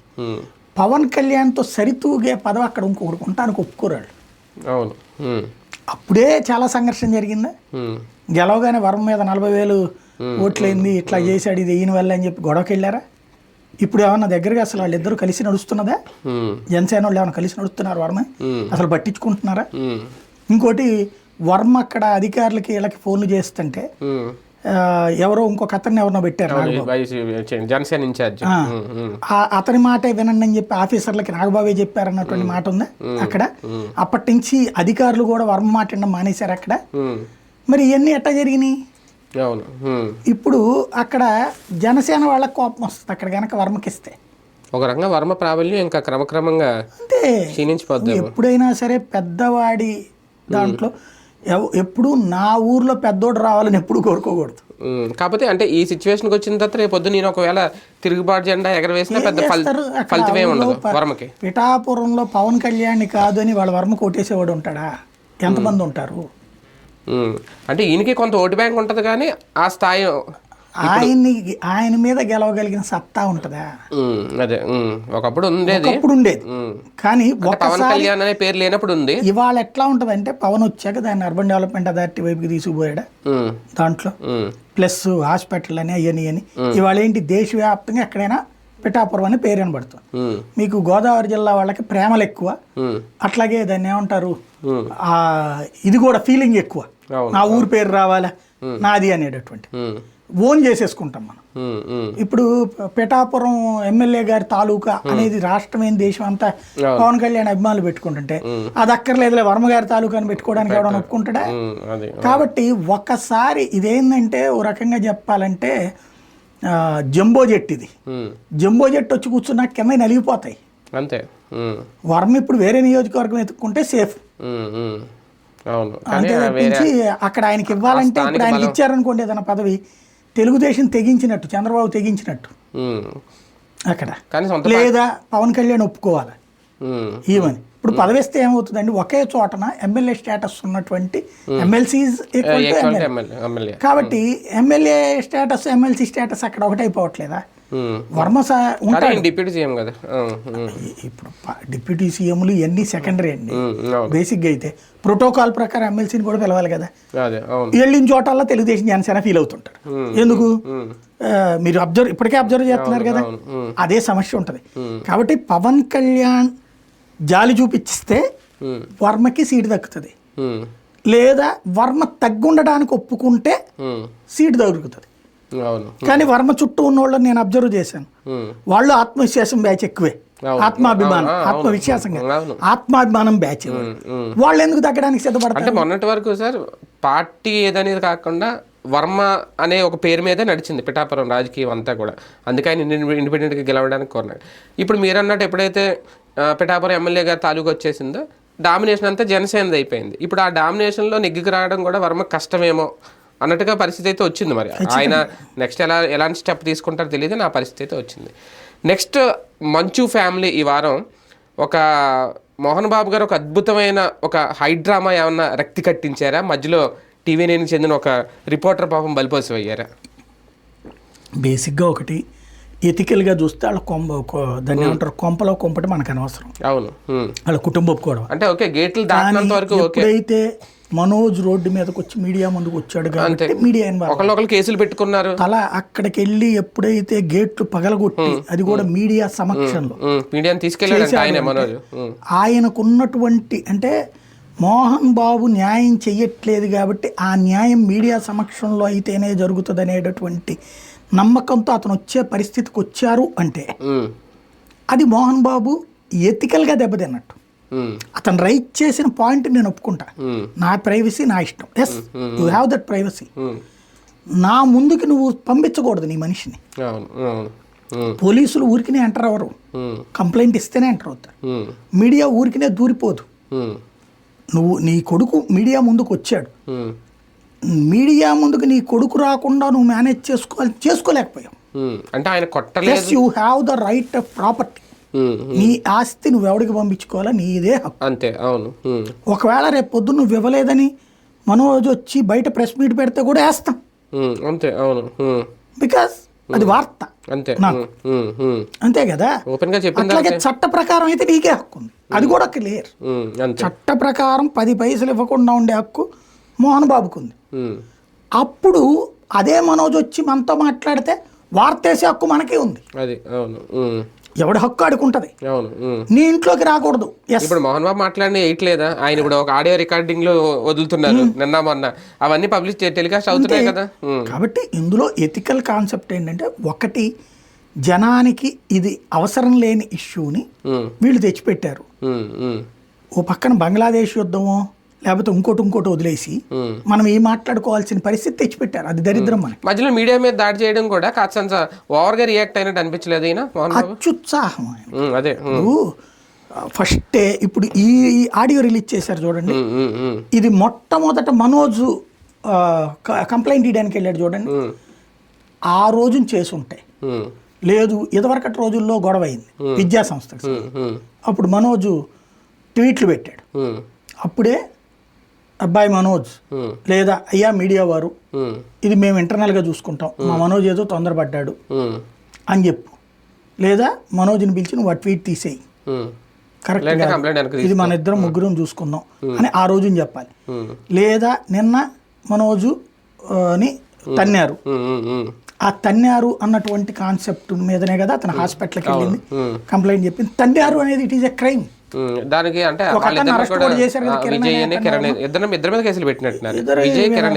కిరణ్ అనే అతని మీద అరెస్ట్ చేశారని విన్నా నేను, విజయ్ మీద పెట్టినట్లేరు అతనికి, లేదా విజయ్ కిరణ్ అతని పేరు తెలియదు. కాబట్టి ఇక్కడ పాయింట్ ఏంటంటే నీ ఎదురుగుండా నీ కొడుకుని తంతే నువ్వు చూస్తా ఊరుకున్నావంటే అది ఎథికల్ గా ఎంతవరకు రైట్ నువ్వు ఆలోచించు. ఈయన కొట్టమంటేనే కదా కొట్టారు, అంతే కదా. మరి అప్పుడు అవుతుంది, నీ కొడుకుని కూడా కొట్టే హక్కు నీకు లేదు, కొడుకునైనా కొట్టే హక్కు నీకు లేదు. చిన్నతనంలో కొట్టినా కూడా వాళ్ళ రోజున చట్టం ప్రకారం నేరమే, చిన్నపిల్లల్ని కొట్టా కూడా. పెద్దయ్యాక కొట్టడం క్రైమే అవుతుంది కదా. కొట్టడం కూడా ఇంకొక అలవాటు అనుకుంటాను. నా టీవీ నైనా అది మీద దాడి చేస్తా ఉంటే చాలా సింపుల్ గా మైక్ తీసుకుని కొట్టాడు. నాకు ఒక నవ్వు వచ్చింది ఆయన రిలీజ్ చేసిన ఆడియో చూసినప్పుడు. నా ప్రైవసీ నాది ఇదంతా బాగుంది. ఇదే మోహన్ బాబు టీవీ నైన్ ఆఫీస్లోకి వెళ్ళి రచ్చరచ్చ చేశాడు ఒకసారి. ఏంటది, ఈ వెరోనికాతో కదా పెళ్లి అయింది విష్ణుది, విష్ణునే టీవీ నైన్కి చెప్పాడు సోన్స్ అమ్మాయిని మేము పెళ్లి చేసుకుంటున్నాం అని చెప్పేసి. ఆ వార్త వేసినందుకు ఎవడరా నీకు చెప్పిందని చెప్పేసి టీవీ నైన్ దగ్గరికి వెళ్ళి గొడవ చేశాడు. మరి వాళ్ళ ప్రైవసీ కదా, అంతే. మరి అతనే పెళ్లి చేసుకుంటున్నానని చెప్పాక మరి ఇంకేముంది ఇంకా ఏంటది అంటే నీ ఇంట్లో నీ పెత్తనమే, మీడియాలో నీ పెత్తనమే నడవాలా? నీ కొడుకునేమో సరిగ్గా చూసుకోవు, ఒక కొడుకు ఎక్కువ చూస్తావు, ఇంకో కొడుకుని తక్కువ చూస్తావు, అది నీ ఇష్టం, నీ వ్యక్తిగత. మళ్ళీ ఊరోళ్ళకి నీతులు చెప్తున్నావు. నీతి చెప్పేటటువంటి వాడికి నీతి చెప్పే హక్కు ఉండాలి. ఆ హక్కు ఎప్పుడు వస్తుంది? ఆస్తి పరంగా నీదే హక్కు, మాట్లాడడం పరంగా నీదే హక్కు. కానీ నీ మాట నువ్వు మిగతా వాళ్ళ గురించి చెప్తావు కదా, ఇప్పుడు చిరంజీవి గురించి మాట్లాడతావు, మెగా కుటుంబం గురించి మాట్లాడతావు, నీకు మరి ఏ హక్కు ఉంది? అదే కదా, భావ ప్రకటన స్వేచ్ఛ. ఎస్, అదే భావ ప్రకటన స్వేచ్ఛ. నీ ఇంట్లో జరిగిన గొడవ గురించి మాట్లాడుకునే హక్కు ప్రతి ఒక్కడికి ఉంటుంది. ఇందిరాగాంధీ ఇంట్లో గొడవ గురించి మాట్లాడుకోవట్లేదా ప్రతి ఒక్కడు? కాకపోతే అనవసరం మనకి వాళ్ళ ఆస్తి గొడవ ఒకటి. కానీ తన్నబట్టి వార్త, అదే కదా, అతను హాస్పిటల్కి వెళ్ళబట్టి వార్త, వాళ్ళ భార్యాభర్త పోలీస్ స్టేషన్కి వెళ్ళబట్టి వార్త, కమిషనర్ని కలవబట్టి, డీజీపీని కలవబట్టి వార్త, వచ్చిన తర్వాత తలుపు వేయడం తప్పు, రానియకుండా చివరికి అక్కడ కనబడుతోంది లైవ్ అంతా, కేకేస్తున్న సెక్యూరిటీ వాడు అక్కడే నుంచుని లోపలికి రానియకపోవడం తప్పు, వాళ్ళ బిడ్డని ఇంటి లోపల ఉండటం కరెక్ట్. మరి ఆ బిడ్డ 3 ఏళ్ల పాపని ఇంట్లో పెట్టి భార్యాభర్త బయటికి వెళ్తే పోనీ ఈ బిడ్డ కాదా, నేను ఆస్తి ఇవ్వను చెప్పేయి. ఈ కొట్టడం ఏంది, ఇదేంది? ఇంటా బయట కూడా ఆయన ఒక రోలర్ గా బిహేవ్ చేయడం అనేది అహంకారంతో ప్రవర్తించినట్టు తప్పించి ఆత్మాభిమానం ఏం కనిపించాలి అందులో. అది రైట్. చూద్దాం, ఈ వారంలో చాలా ఆసక్తికర అంశాలు జోడు చేసుకున్నాయి. ప్రధానంగా రాజధాని అయితే ఇంకా పరుగులు తీస్తోంది, నిర్మాణాలు కూడా పూర్తి కాబోతున్నాయి. ఓకే, ఏం జరగబోతోంది, ఎన్నేళ్ళలో పూర్తి అవుతుంది, ఏంటి, ఎవరు మార్క్ పడబోతోంది అనేది ఎవరి ప్రయత్నాలు అయితే వాళ్ళే జరుగుతున్నాయి. మరికొన్ని రాజకీయ అంశాలతో వచ్చే వారం మళ్ళీ వీకెండ్ విత్ శైలు కలుద్దాం.